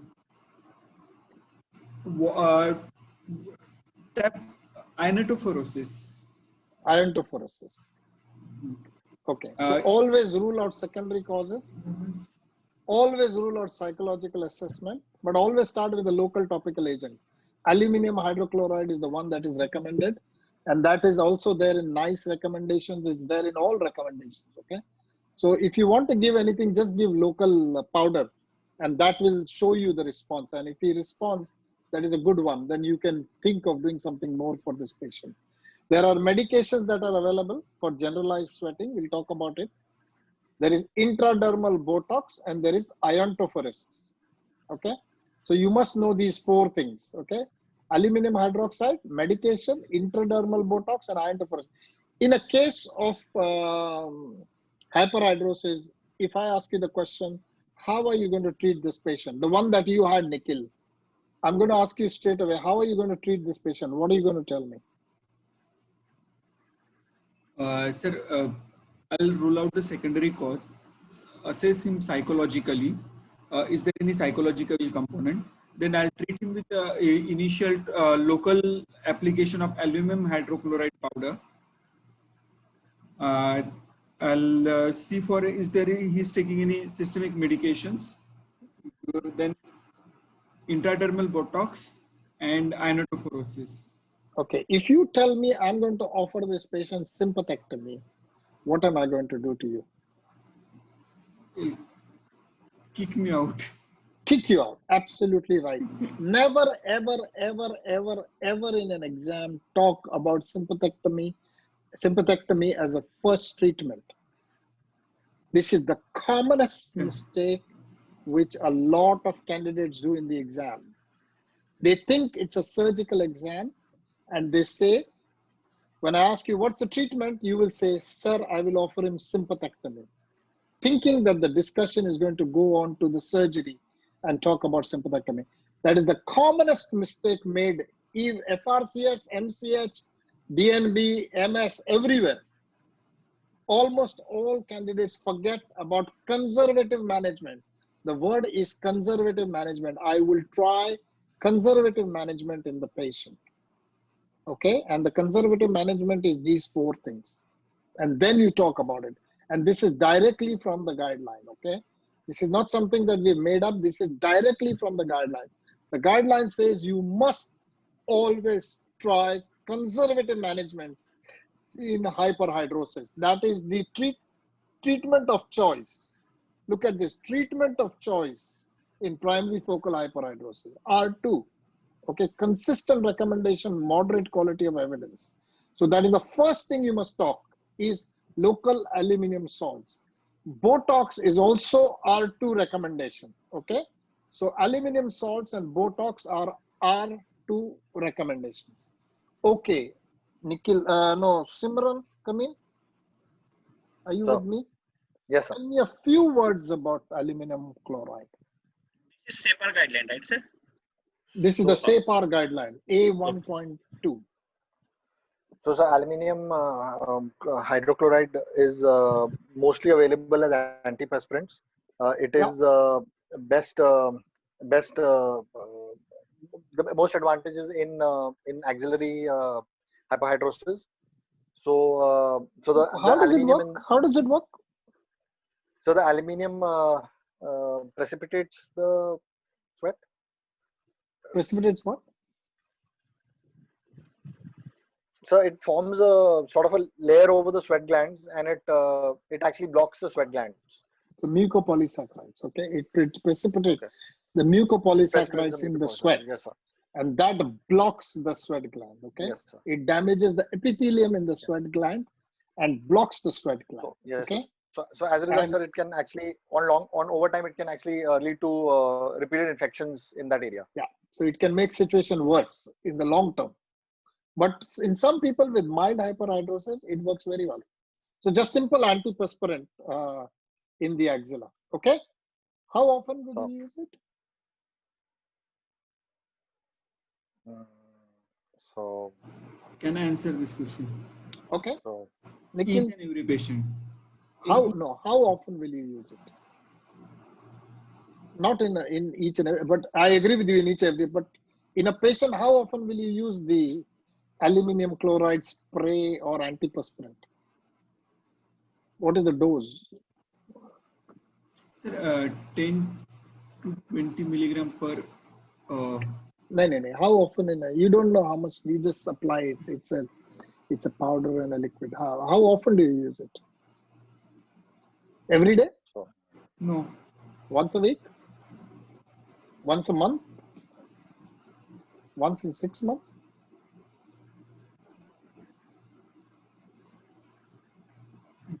Anybody wants to tell me quickly?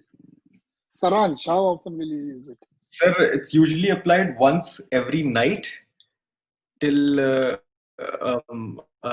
till the sweating reduces, and then it's gradually every alternate day and reduced till we can The get dose is once or twice a week. Okay, you don't want Okay. to overdo it.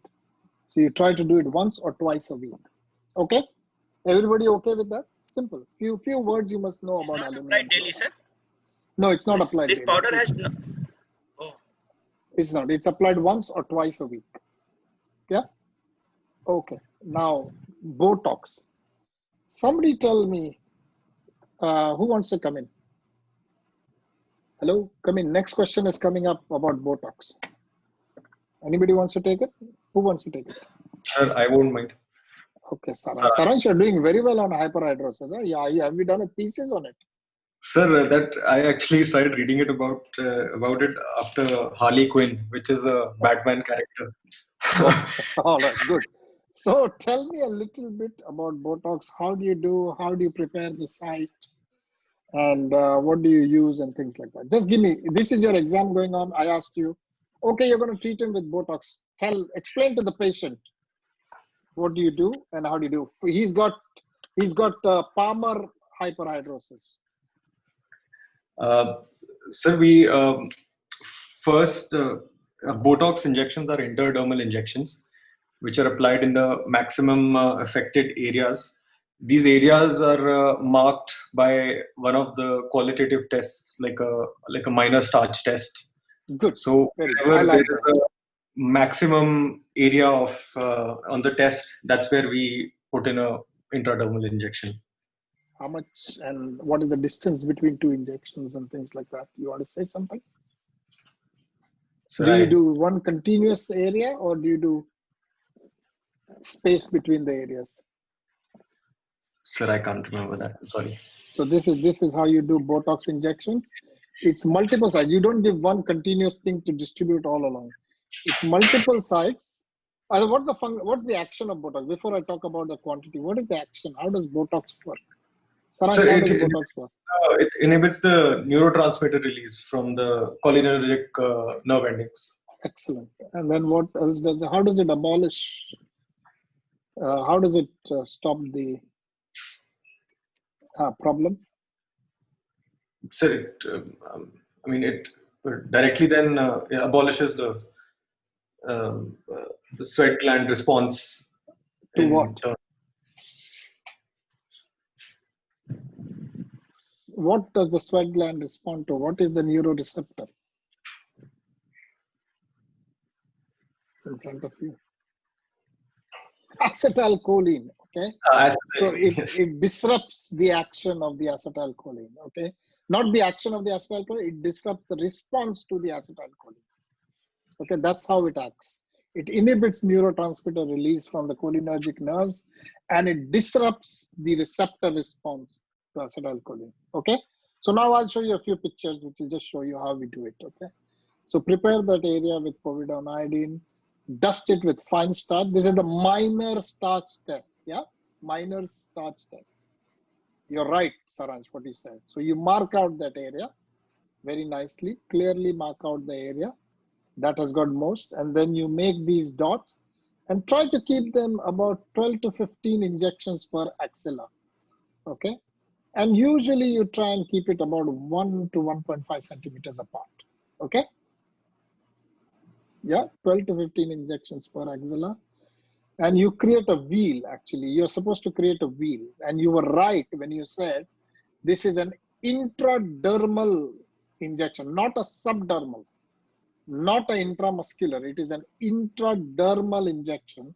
And this is what it should look like. Yeah? Okay. And what are you supposed to do at the end of this? In a follow-up, 6 weeks later, he comes to you. What do you do?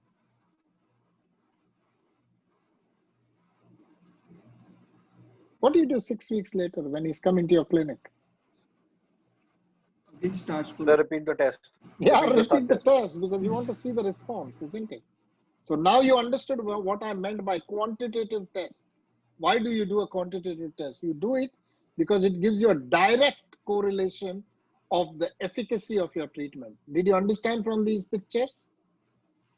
So don't forget this. What I'm trying to show you a picture to make you remember that the test, the minor starch test, helps you to identify where to give the Botox. And number two, it helps you to identify in the follow-up whether your Botox is working or not working. Okay, come on. Next, who wants to come in next? Yeah, Saransh? Sir, is there any minimum distance between two Botox 1 to injections? 1.5 centimeters. Okay. I said that 1 to 1.5 centimeters is the distance you have to maintain. Okay, all right. How long does an effect of a Botox last? Vikas? It lasts around 6 months. So Yeah, 6 months to a year. Okay. So usually 6 months to a year. Can you repeat it? Yes, sir. We can repeat session. Yeah, you can repeat it. Yeah, you can repeat it. Okay. So usually the effect is seen in 1 week. It lasts about a year. So about 6 months is common, and then it may last in some people up to a year. And then you have to repeat treatment if possible. It is possible to repeat the treatment. Okay. Everybody okay or no? Yes, sir. No. You thought hyperhidrosis is all about sympathectomy, isn't it? So that is not true. In a case of hyperhidrosis, I actually talk a lot about conservative management. Okay. All right. Tell me a little bit about iontophoresis. Nikhil, tell me, do you know how to do iontophoresis? Sir, in a water, electric current is passed and it blocks. Yeah. So the electric current, you give a 20-minute session every 2 to 3 days. It causes the electric current changes the potential on the surface of the skin, causes disruption of the epithelium, and causes plugging of the sweat gland. And also it causes a change in the pH of the gland. So it causes a loss of the mucous epithelium of the sweat gland. Okay. And it also works by blocking sympathetic nerve transmission. So the moment you pass an electric current through the leg or through the hand, it increases the threshold of the nerves. So when it increases the threshold of a nerve, it doesn't get stimulated. And when the nerve doesn't get stimulated, it cannot produce sweat. That is the philosophy. Okay? Yes, sir. Everybody with me or no? Yes, sir.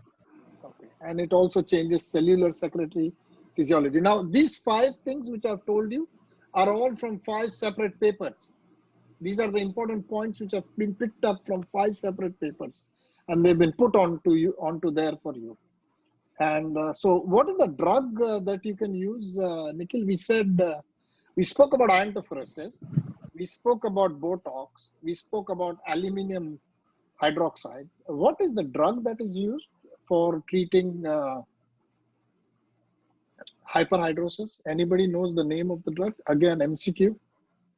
Beta blockers. Huh? Beta blockers. Which is the one which is there in the guidelines? Propranolol, sir. Sorry? Say it, man. Just don't worry. Say it. I can't hear you I'm not because sure, my, but propanol, sir. Glycopyrrolate bromium. Glycopyrrolate bromide. Okay. So the drug that is there is glycopyrronium bromide. Okay, and that is there in the NICE guidelines. Okay, it's from NICE guidelines. So this is the systemic therapy drug. That's the only one that is recommended in the guidelines. No other drug is mentioned in the guidelines. Okay, all right. Are you happy so far? So good. Yes, sir. Is everybody okay or getting bored or what? I'm trying to go through the case so that in the exam you know how to talk about it. Now I just need 2 minutes break. Okay, I need a bladder break. I'm sorry. I just came running from the hospital and I didn't have time. So give me 2 minutes break or 1 minute break and I'll be with you. Okay? Yes, sir. Thank you. Thanks.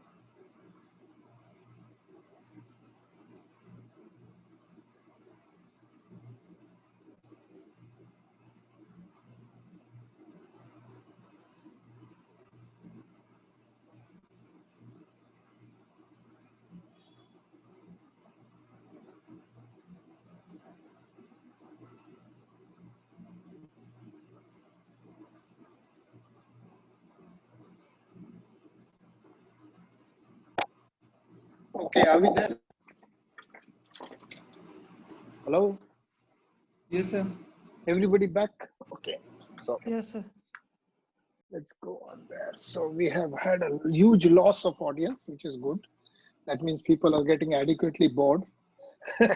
But let's finish this topic. Okay, it is important. This is a case which will definitely, this is one of the 10 cases that we keep in the exam. Okay, so please take it seriously. Okay, so Nikhil, your guy needs treatment. You've tried all of these conservative treatment. What is the minimum duration you should try before you offer surgery? 6 months. 6 months, good. So you've offered him and he's not worked, okay? You did Botox and he recovered and he's basically fed up and he wants surgery or he wants treatment. So what are the treatments available for you? Non-surgical treatments available for you? Non-surgical is with the psychological counseling. No. Non-surgical treatment. Now talk about hyperhidrosis. Surgical treatments. Non-surgical treatment. Phenol injection. Non-interventional treatments. Aluminum hydrochloride. Okay, we have done all that, Baba. We have done the conservative management. Now Phenol you have injection. to think about surgery, okay, but non-interventional surgery. So what is available to you, Nikhil? Non-interventional. Everybody, you can't do VATs here straight away. So you must know what are non-interventional or whatever. The word is non-interventional. What do you do? Minimally interventional. What else is available to you for treating this guy? Alcohol injection. Okay, so good. Alcohol injection. So percutaneous sympathectomy. The word I was looking for was percutaneous sympathectomy. So how do you do percutaneous sympathectomy? Where do you get it to it? Bolo. How do you block it? With what do you block it? Sir, 5% alcohol. I don't know the percentage, but the one that is used is phenol. Okay. Phenol. Then what else is available to you to do a percutaneous sympathectomy? How else can you damage the nerve? Chalna yaar, come on. Not difficult question.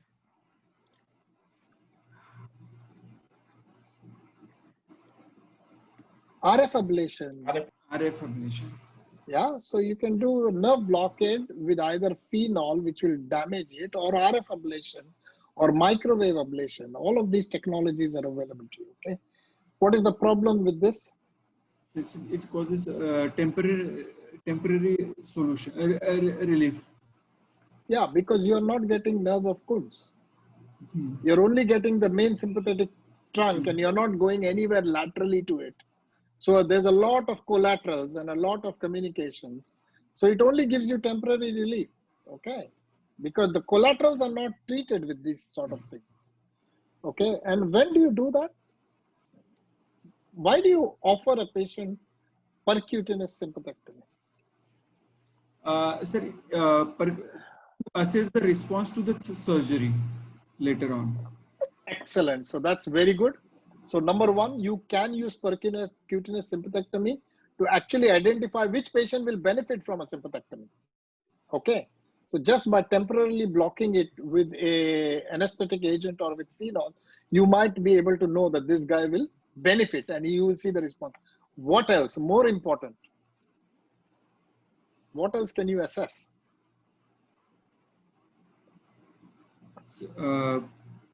Recurrence. More than recurrence, what else can you assess? Recurrence is long term. Yeah, compensatory hyperhidrosis is absolutely right. The risk of compensatory hyperhidrosis, because compensatory hyperhidrosis is much worse sometimes for a patient than the primary hyperhidrosis. You understand that? So instead of just going ahead and operating on the patient, you can give a temporary block in the neck or at the back, and you might get, you might know whether this guy is a good candidate for surgery or is he a poor responder. You understand? So you can, before surgery, you can actually judge whether the guy will work or not work. Okay. And nowadays, not just phenol, we also use Botox injections into the area. Okay. So this is how you do a percutaneous RF sympathectomy. Okay, you go into that area, go into the paravertebral gutter and get into there and you try and block that nerve, okay, under screening.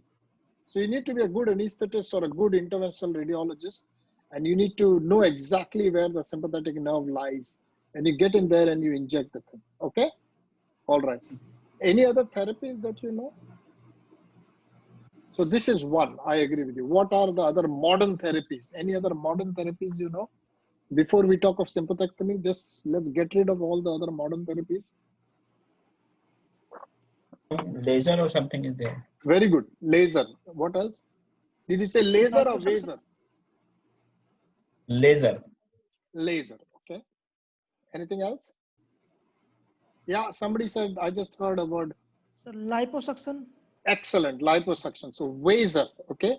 So there is something called as Vaser where they do an underarm liposuction, and that is supposed to reduce underarm sweating. Okay. Vaser. V-A-S-E-R liposuction. So they put in a probe into the axilla, suck out all the fat, and then send in ultrasound waves into the area. And the ultrasound waves are supposed to damage the tissue. Okay, it's supposed to damage the sweat glands in the skin, and that might give you a action. So that is available. Okay, just know it. You don't need to know the details, but just know the words. You said something about laser. So laser is possible as well. So laser, you put in a small nick and put in a camera, and under vision, you try and destroy all of these sweat glands with the laser. Okay. You can also do a transdermal laser, okay? So superficial laser. So you can do a transdermal laser as well, okay? So you try and destroy. And there is a new one, which is called as Myra Dry, where you use electromagnetic energy to destroy the, what do you call it? Sweat glands. Did you understand that? So you must be able to tell me a few things. So I'll go through this again. So non-surgical interventions are percutaneous sympathectomy using either phenol or Botox or RF ablation or microwave ablation. You also have a vaser liposuction where you use an ultrasound to damage the sweat glands. Then you have a laser endoscopic surgery, transaxillary, where you damage the sweat glands using laser. Or you can have a superficial laser surgery where transcutaneously, usually done by the dermatologist, transcutaneously you highlight various points where you are going to give the Botox. The same points you then apply a laser. And then you have an electromagnetic therapy called as Myra dry, which comes as a probe, and here is a probe and you apply it. And the probe gives you a series of areas which are burnt off because of the electromagnetic currents which are created. Okay? All right. Are you okay, guys? So far, so good or no? Yes, sir. Hello? Hello? Yes, sir. So we're still on the case, okay? Still on that same sympathectomy case. You must know all the treatment options available to you. So now you had conservative therapy has failed. Okay, so what are you going to do now for this guy? I'd like to have a detailed discussion and offer a surgery with. Excellent. So you want to offer this guy surgery. So what are the surgical options available to you for a failed conservative therapy? So first, I like to have a detailed consent of the patient. I'll have to explain him about the surgery. No, forget that. That is afterwards. I am asking you what are the options available to you, surgical options available to you for. Sir, clipping, division of the ganglion or clipping. No. That is sympathectomy. We are not talking about. First, tell me what are the two options, surgical options available to you. Open and minimally invasive VATs. Open and minimally invasive VATs. Okay, so sympathectomy is available. Agreed. And what else? What is the other surgery which they used to do in the older days? Subcutaneous excision of sweat glands. Okay, this is also, you must remember this. In the older days when sympathectomy was not practiced, they used to offer resection of the sweat glands. Each individual gland used to go and excise it and hope that the sweating goes down. Okay. All right. So now let's come to the indications. All right. So what is the level of indication for VATS sympathectomy for Palmer hyperhidrosis?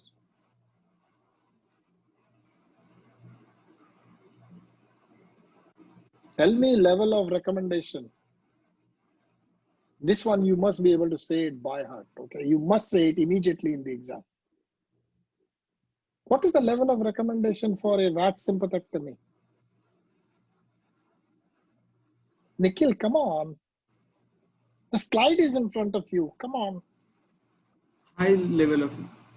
Yeah, what is the difficulty in committing yourself to say level of recommendation 1? 1. Okay, it is the highest level of recommendation. There is randomized control trial and meta-analysis which shows that VATS sympathectomy works very well for Palmer hyperhidrosis. Okay, so don't hesitate. This is the easiest question. Okay, I'm not trying to trick you. I'm not trying to trick you. It is the highest level of evidence. So it is surgery has got level of evidence 1. Surgical treatment for hyperhidrosis as level of evidence 1. All the other conservative treatment do not have that level of evidence. They are at 2 and 3. Okay, 2 and 3. But you should not offer surgery straight away. You should still try conservative management. But the level of evidence for conservative management is 2 and 3. Whereas surgery level of evidence is 1, highest level of evidence straight away, that actually the best results you get are with surgery. Okay, that is the question that I'm asking you. So what is the level of evidence? It's 1. Level. The highest level of evidence. Okay. All right. For axillary and craniofacial, we still are at number 3. But for Palmer, it has got the best level of the most studied thing is Palmer hyperhidrosis. Okay. And you must have a detailed discussion with the patient. Okay, so now my next question to you is, I'm sorry, my animation is working all crazy, but I didn't get time to check this. So what are the surgeries that you can do for these patients? How do you do a sympathectomy? What are the surgeries available? Nikhil? So VATs and open. VATs and open. So now my question is, what do you do in a sympathectomy? What all is available to you? Sir, division of the surgical, division of the sympathetic chain with scissor, So or that is electrocautery, sympathectomy. Okay. or by What else? electrocautery with division with electrocautery, or by clips, Liga clips, clipping basically. Yeah. Okay. So the nomenclature is, there's an STS nomenclature. You must know this. Okay. And whenever you talk about in the exam, you must say the STS nomenclature is used. You always use R, which represents the number of the rib. Okay. Now listen to this slide. Okay. This is how you write your operation note. So you put R, then you put R followed by a number. So R is equal to rib. Then you put a number. So if you have done 2 or 3, or if you've done 1, you have to put R3 or R2 or R1, okay? And then you got to put top or bottom. So did you actually cut above the rib or did you cut below the rib? So the answer, so when you write an op note, you have to write R3 top or bottom. So if you've done it on the top, you have to write R3 top, cauterized, okay? Cauterized, can you see that? So we have cauterized top R4 and bottom R4. What is the significance of this? Did you understand this slide first? Hello? Yes, sir. So you write the number of the rib, you write where you did it, and you also write what you did. Now, why do you write this? My question is very specific. Why do you write like this?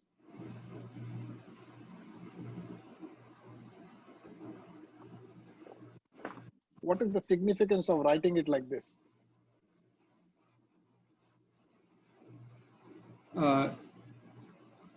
Simran, why do you write like this?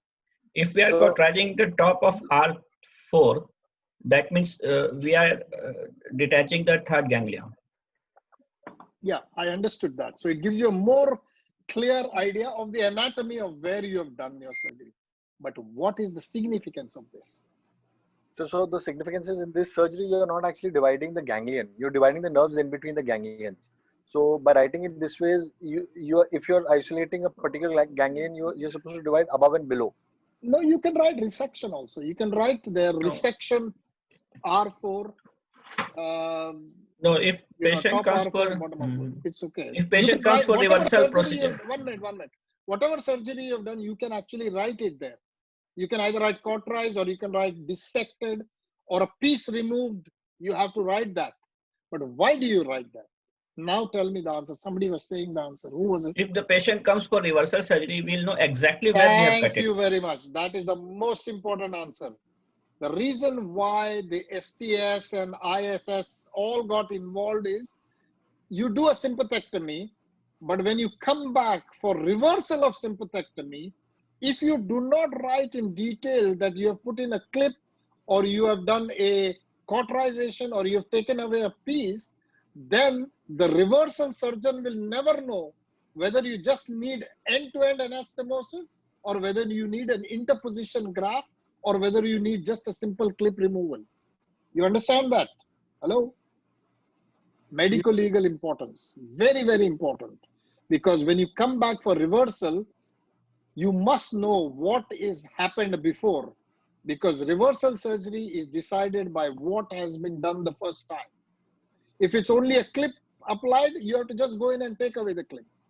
If it has just been cut, then you go in and do an end-to-end anastomosis. If a piece of the sympathetic chain has been removed, then you have to put in an interpositional graft with a sural nerve. Okay. So reversal will be required in case you've caused Horner syndrome, or why would reversal be required? Hyperhidrosis, compensatory hyperhidrosis. Oh, okay. A patient may have such severe symptoms. Oh, okay. The compensatory hyperhidrosis may be worse than his primary hyperhidrosis. And already these guys are psychologically very distraught. And that is why you need to really do a good psychological assessment, because If the patient gets compensatory hyperhidrosis, he's going to come back to your clinic and eat your head off, and he will say, I want you to reverse the operation. And sir, how common is compensatory hyperhidrosis, sir? If you read the literature, it's anywhere between 5% to 60%. Oh my God. Right, sir. All right. Right. And some of the Indian series, if you read, they say 60% compensatory hyperhidrosis. I don't know any operation where a 60% complication rate is an acceptable rate. Okay, so it's a big problem. Anybody can do a sympathectomy, but the trick is how do you choose the patient for sympathectomy? That is where a good surgeon and an average surgeon differs. Anybody and everybody can go in and do a sympathectomy. But the trick is how do you choose a patient for sympathectomy? Do you understand that? Yes. In my practice, if I see 100, I will do it on 5. That low. Yeah. But there are other practices around the world who will see 100 and do on 95. Okay. So it's very, very important to choose the patient correctly. Yeah. Okay. Did you understand what I said? Hello. Yes, sir. I think it is because of the high complication rate. Yeah, compensatory hyperhidrosis is worse for the patient. So you got to be very careful that you choose the patient correctly. So what do you do? What are the types of interruptions we said? One is you can transect it, which means you just cut it. You can resect it, which means you can take a piece of nerve along with it. Or you can ablate just with a cautery. You can divide it with a harmonic scalpel, or you can put clips on it. Okay, these are the 5 types of operations that you can do with sympathectomy. This is self-explanatory. Okay. A lot of people will, because of the risk of compensatory hyperhidrosis, that is why a lot of people put these patients through Botox injection first or percutaneous sympathectomy first to know whether this guy is going to get severe compensatory hyperhidrosis or not. Okay. So that is the problem. We don't use bipolar cautery, sir. Right? You try not to use bipolar cautery because there may be simple hook cautery which we use in laparoscopy, right? Yeah, you use hook cautery, but the problem with hook cautery is if you hook it and it slips because you're holding the sympathetic chain with the hook and you're applying the diathermy, and when it gives way, if you don't have control over the hook, it slips, and the next structure to the sympathetic chain is arch of aorta. Yes. I have personally witnessed somebody doing a sympathectomy with the tip of the hook making a hole in the aorta. And then we were on bypass. Okay, we were on cardiopulmonary bypass with post-operative vertebral ischemia, spinal ischemia. Oh. All right. So I have witnessed this happening. Thank God I was not the operating surgeon, but I did scrub in because shit hit the roof. I was in the next theater and I scrubbed in because you sympathectomy you do with the patient supine. There is no question of you keeping bypass ready in theater and, opening, even a thoracotomy set is not ready in theater when you do sympathectomy. So by the time you open that, imagine the arch of aorta bleeding with a puncture hole into it. It's like putting in an aortic cannula and then pulling it out and then saying, okay, go ahead. All right. So that's why I am very worried about hooks. I don't use hook diathermy since I saw that. Okay. Sorry. That was just diverting from the topic. Sir, where are we? Are we okay? So far, so good. Let's just finish this. Okay. Let's finish the sympathectomy really quickly. Why is this not moving ahead? Okay, so these are all the various levels of action by this. Go through this SEPAR thing. I'll just talk about so this is again an important slide. Can you just please take a screenshot? Okay. So these are the level of recommendations. There is a lot of confusion between various guidelines as to what is the correct level to do a sympathectomy. Okay. Hello, everybody with me? Listen to me now carefully. Okay. Don't waste your time. So we said that facial is 1, axillary is 2 and 3, and Palmer is 4. Okay. So look through this guideline, and a lot of books talk about a little more extended sympathectomies.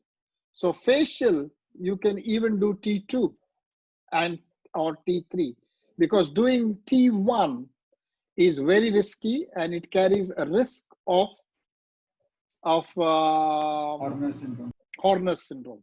Okay, so you try to go a little lower with facial. So you go to T2 and you include T3 whenever the facial is associated with axilla. Did you understand that?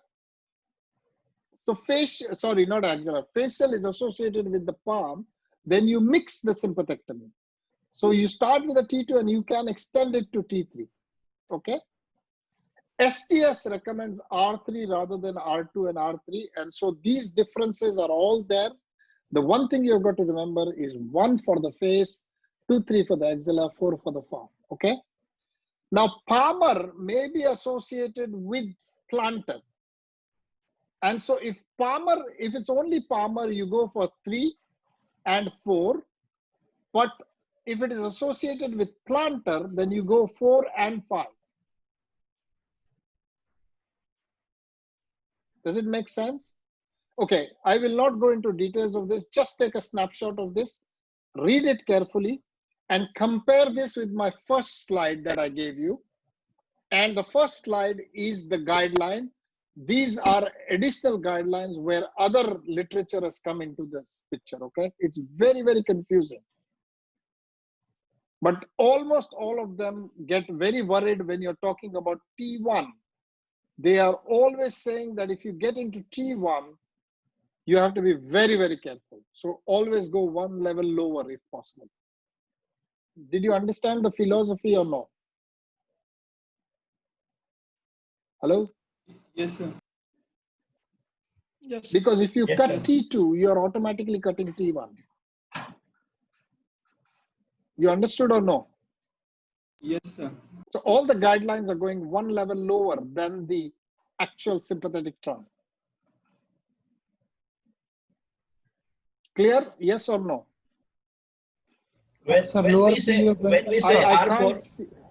Yeah, sorry. when we say R4, that means we are cutting above and below the fourth rib, right? Yes, you're cutting above and below the fourth rib, or at the fourth rib. If you're just doing a transection, then it is the middle of the fourth rib. Middle of fourth. If you're doing a sympathectomy, which means taking away a piece of it, then you're going above the fourth rib and below the fourth rib.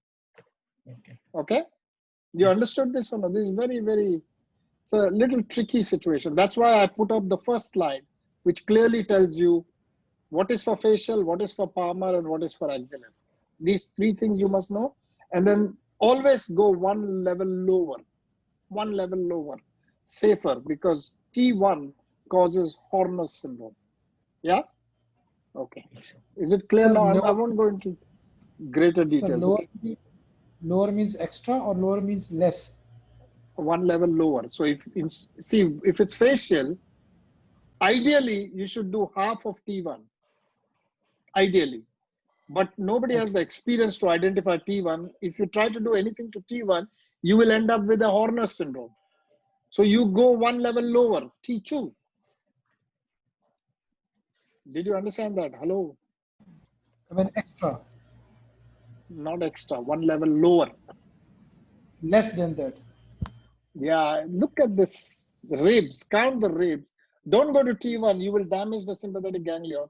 So go to T2, that will disrupt the sympathetic chain. Okay? Okay. Okay. Now, whenever you do this, you always interrupt the nerve of Kuntz. That is mandatory. I'll show you a video which will show you where is the nerve of Kuntz. Okay, if you're going to do sympathectomy for primary hyperhidrosis, it's recommended to do bilateral. It is recommended to do with the patient in a supine position. Recommended to do a single port or at the most 1 extra port, 2 ports. Okay. It is recommended that you don't put in a chest drain, or if you're going to put in a chest drain, remove it the next day And the recommendation is that it should be done as a day case surgery. Yeah. So this is the level of recommendation for surgery. This you must know. Okay. So interrupt the nerve of Kuntz, which is to the side. Try to do it bilaterally. Try to do with the patient in a semi-Fowler position. I'll show you this in a minute. That means patient is supine, half 30 to 45 degrees propped up. Do it by VATs and use a single port if you want, or 2 ports. Do not put in a drain, because if you're doing day case surgery, you cannot send the patient home with drain. So what you do is you don't even give a double lumen, this thing, you don't create pneumothorax, okay? Just put in a single lumen tube into the airway, and moment you make your incision, the lung collapses because a bit of air will go into the chest and you get that little bit of pneumothorax and the lung will collapse. Or you can put in a little bit of CO2 and the lung will collapse on the side that you're operating. So the patient is breathing with both the lungs, but on the side that you're operating, you little bit of pneumothorax will drop the lung away. You don't need to put the lung away. You will see the sympathetic chain at the top of the chest straight away.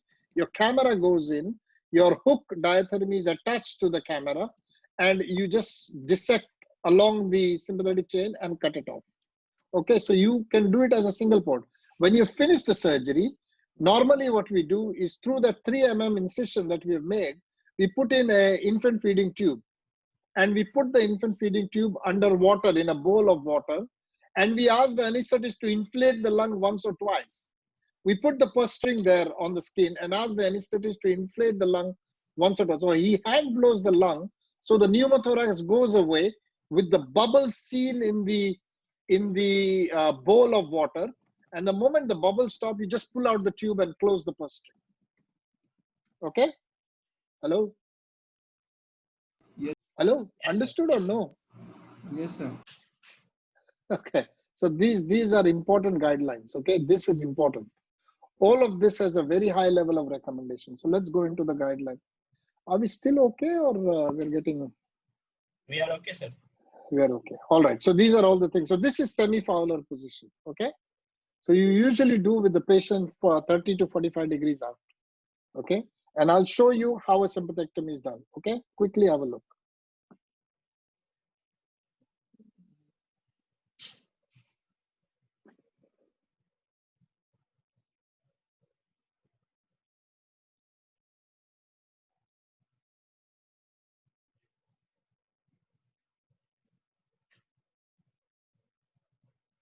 So you make a railroad. Okay? You identify the ribs. Whatever level that you have to go, you decide the level.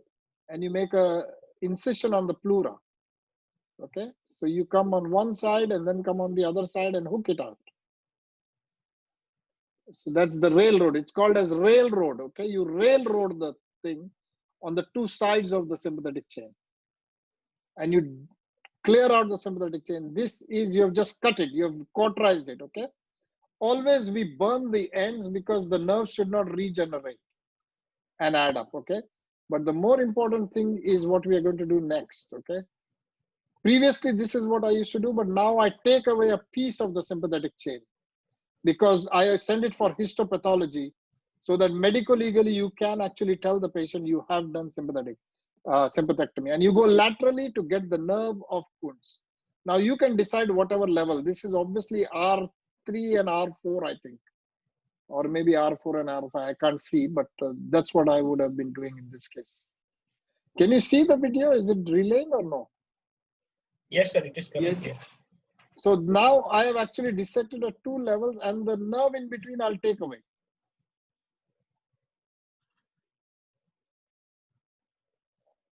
So anybody can do this operation. It is not a difficult operation. The trick is when to do it and who to do it in. Okay, that is the most important thing. So a lot of people do this operation but end up in trouble, because it's not on table, but it's in post-operative period. This patient never goes away from your clinic, and so that's a disaster. So it's not a difficult operation. It's the easiest operation. And then you put in a drain and just let the lungs come out. Okay. All right. Thank you. So now, Nikhil, are you still with me? Yes, sir. Actually, let's wake up Simran. I think he's sleeping. Simran, are you still with me? No, I'm very much sure, sir. Tell me, sir. How do you make out that? How do you know the efficacy of your surgery on table? So you put the oxygen, the saturation probe on the side you're operating. You put a temperature probe on the hand. And, What happens to it?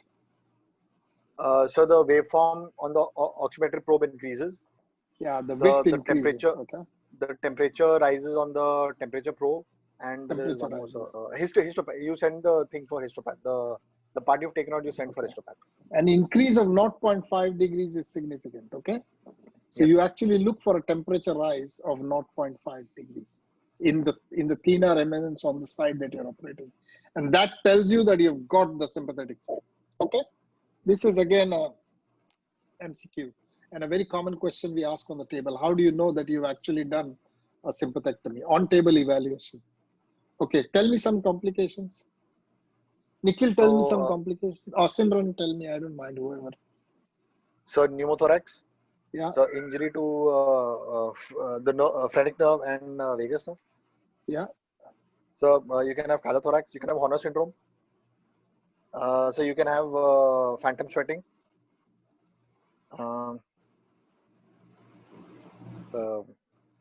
Excessive dryness. Excessive dryness. Yes, excessive dryness. So over-effective sympathectomy is a problem.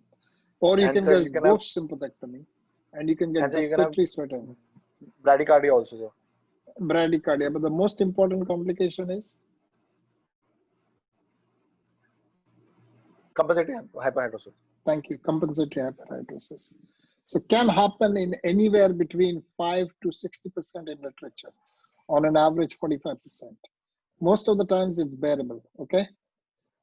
Usually over time it decreases. So if you give the patient time, immediately there's a response of the body, and over time it may decrease to 10% within 2 years. What percentage of patients need redo surgery? Simran? So, no idea. Nikhil? 10%? It's actually very low, 1 to 2%. Okay? So 1 to 2% of patients need redo surgery. So this is for compensatory hyperhidrosis, sir? Yeah. The problem is so severe that it is worse than the primary hyperhidrosis. So you have to go back and redo it. So in the previous slide, you said to reverse the procedure, sir. Sorry, I didn't understand what. So I didn't understand your question. So I had asked you, why do you need to reverse the sympathectomy to overcome compensatory hyperhidrosis? I didn't understand. What's your doubt? No, sir. So in this thing, you're saying 1% requires resurgery for unbearable hyperhidrosis. Unbearable compensatory hyperhidrosis. Compensatory hyperhidrosis. Compensatory hyperhidrosis. Right, sir. It's compensatory. So they may have palmar things when you started off. You did a sympathectomy and suddenly they've got facial or plantar, yeah. Or they've got axillary hyperhidrosis. Or they've got plantar hyperhidrosis. It happens somewhere else. So the one that you're treating gets treated. Oh, right, but right. something else becomes it'll be somewhere much else. worse. Yeah.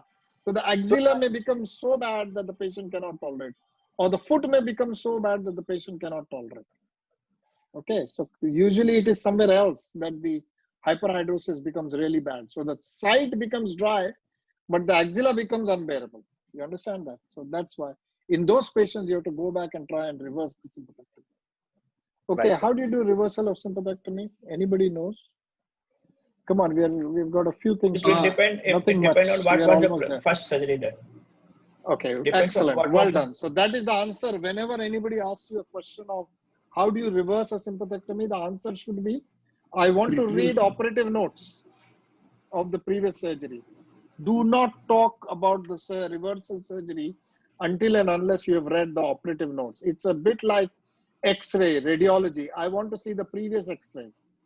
Okay, that's a standard answer you must give. I want to see previous X-rays. In this case, I want to read the operative notes, the pre-op notes of this patient. Not pre-op, but the previous notes of this patient. Do not do reversal without reading operation notes of the first surgery. Why? We don't know what the first surgeon has done, whether he just put clip, he has taken a segment, or he just cut it. No, finding the nerve end is a real difficult Yeah. situation. And we don't know at what level. Whatever you have to do, you have to find the nerve ends, and it's not easy. And until and unless you know the previous where he has done it, you might end up looking in, because the epithelium always comes back. No, the pleura reepithelizes. You saw those two vertical cuts which I made. All of that reepithelizes. So when you go there, everything looks like a normal pleura. Right. So you don't know where the hell was the cut made. And there is all fibrosis in that area. The lung is stuck. So you pull the lung down, you can't bloody see where the hell the fibrosis was made. So it's very important, okay? And then, of course, to decide what you want to do. So what will you do? What are the options available for you? So removal of clip. What else? What are the other options available to you? End-to-end anastomosis. End-to-end anastomosis. Or interposition graft. Okay, interposition graft. Very good. And the graft that you can use are? Sural nerve. Yeah, intercostal and sural nerve, but preferably sural nerve is the preferred one for reanastomosis, not the intercostal. They prefer to use the sural nerve because you get a very long sural nerve.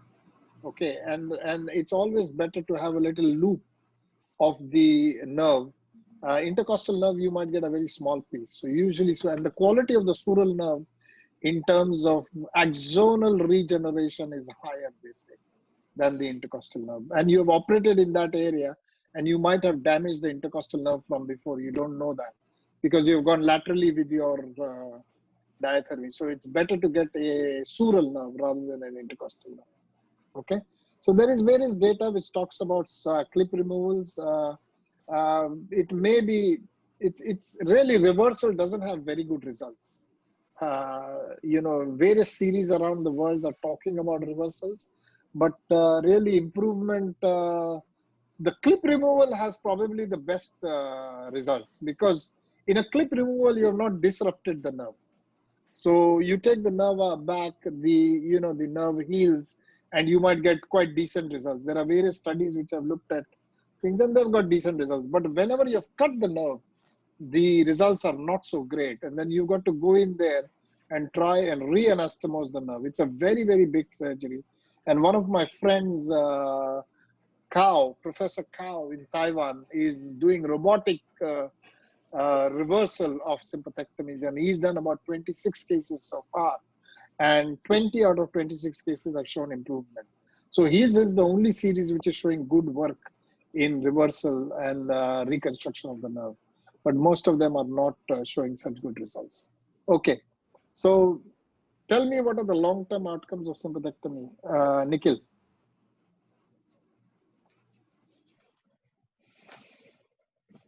How does it work? In long-term, symptoms go away in what percentage of patients? Nikhil, hello, are you there? His microphone is muted. He might be speaking. Hello. Okay. Yeah. To tell me is yes, sir. Long-term outcomes, resolution of symptoms. What percentage of patients benefit?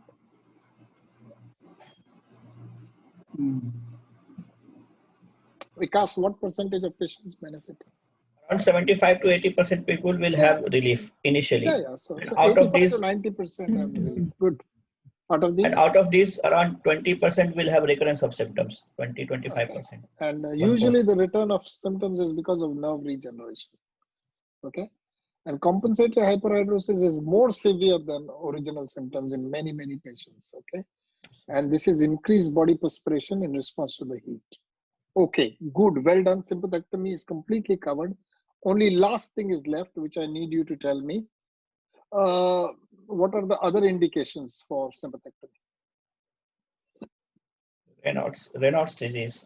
Okay. And that JLN syndrome. cardiac arrhythmia that syndrome. JLN syndrome. JLN syndrome. Yeah. And it was done in angina also earlier. Nowadays, nobody does. Good. So facial flushing and blushing R2. Okay. Yes. So one step down. Raynaud's is R4. Refractory angina is R4. One more is untreatable abdominal pain, R4. Okay. All right. This is again from the guidelines. Yeah. There is something called a splanchnicectomy, which is in the lumbar area. So you can get greater and lesser splanchnic nerves, usually used for acute pancreatitis. Okay. And you can go as low as R10 if you want. All right. And you might even go across the diaphragm. These are all abdominal surgeries. Sometimes you do have to come into the chest as well. Usually done for severe pancreatitis, abdominal cancers, abdominal neoplasms, and in patients who have increased peristalsis and diarrhea and things like that. Particularly patients with paraneoplastic syndromes. You might do these, but really there is very little data to tell us whether they work or not work. Okay. So that's facial flushing, R2, Burgess disease, Raynaud's disease, coronary syndrome, and untreatable abdominal pain. Okay. Refractory ventricular arrhythmias are done with the JLN syndrome. So JLN syndrome is the one that we do, congenital prolonged QT, ventricular tachycardias. I have done a few of these. These are very high risk patients who are getting recurrent ventricular fibrillations. You have to actually do, they arrest on you. So the anesthesia is very complex. These are young kids, 4 to 5 years old.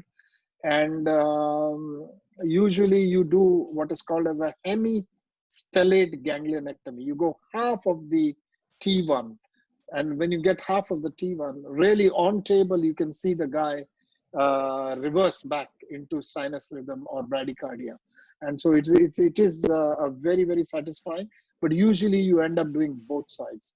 But you must always have a cardiologist on table, and you must have a permanent pacemaker device available for insertion, and you must have a cardiac arrest trolley all the time, because you may have to resuscitate the patient. He may arrest as you are operating. Okay. Thank you very much. I think we've covered the whole sympathectomy case, whole hyperhidrosis case in great detail. Don't forget the history. Most important, that helps you identify. Don't forget quality. Don't forget physical examination is only for looking for secondary causes of hyperhidrosis. The quantitative tests are done. There is no real lab test. The lab tests are done for secondary causes of hyperhidrosis. The quantitative analysis is done to guide treatment and to look for follow-up of treatment and to look for recurrence. The qualitative assessment is exceedingly important because you need to do a psychological profile and you need to do a quality of life assessment to know that the severity of hyperhidrosis is severe enough to be offered treatment. When you're treating the patient, don't forget you always have to offer conservative treatment. There are 4 conservative treatments we spoke about. The first one is aluminum hydroxide. The second one is medication. The third one is Botox. And the fourth one is iontophoresis. And when you're doing surgery and when you're doing surgical management, there are non-surgical management, non-interventional surgical managements. You can do percutaneous sympathectomy with Botox. You can do percutaneous sympathectomy with phenol. You can do percutaneous sympathectomy with RF ablation, with microwave ablation. Okay. The indications for these could be prior to surgery to see for effect or for temporary relief of symptoms. Okay. The other treatment modalities which are non-surgical are vaser, laser, liposuction, and laser destruction, transdermal laser destruction. When you come to surgery, VATs sympathectomy has a level 1 grade of recommendation. Surgery has a level 1 grade of recommendation. The recommendations state that if you have to offer sympathectomy, it should be done by VATs. If you have to do VATs, you should do it with a single port or 2 ports. It should be done with the patient supine. It is very important to correctly write the operation according to the STS nomenclature. Okay, so you have to use R, which is the number of the rib. You've got to write top or bottom. and then you got to write what is the operation that you did, whether you clipped it, whether you cut it, or whether you took away a piece of the tissue. Remember, facial is T1, axillary is T2, T3, and palmar is T4. The level of resection should always be one level lower if possible, because the rib comes one level lower. And post-operatively, you must do this either as a day case surgery or you must do it as an outpatient surgery. Use of chest drain post-sympathectomy is not recommended. Post-operative complications are compensatory hyperhidrosis between 6% to about 60% in literature, on an average about 40 to 45%. Very high in the first year, but over 2 years, the rate drops down to 10% of compensatory hyperhidrosis. A reversal of sympathectomy is a surgical option. It is important to read the surgical operative notes before you go in for reversal of sympathectomy. You can take away the clip, you can do an end-to-end anastomosis, or you can do an interpositional graft. Other sympathectomies that are available in the body are splanchectomy. Other indications for sympathectomy are coronary syndromes, chronic abdominal pain, Raynaud's syndrome, Burgess syndrome, Burgess disease, JLN syndrome, okay, arrhythmias and JLN syndrome. Thank you very much, guys. I've told you everything in a nutshell. Took me only 2 minutes and 45 seconds to tell everything about sympathectomy. Okay, let me stop the recording first. And it took me 2 hours to finish. take this lecture.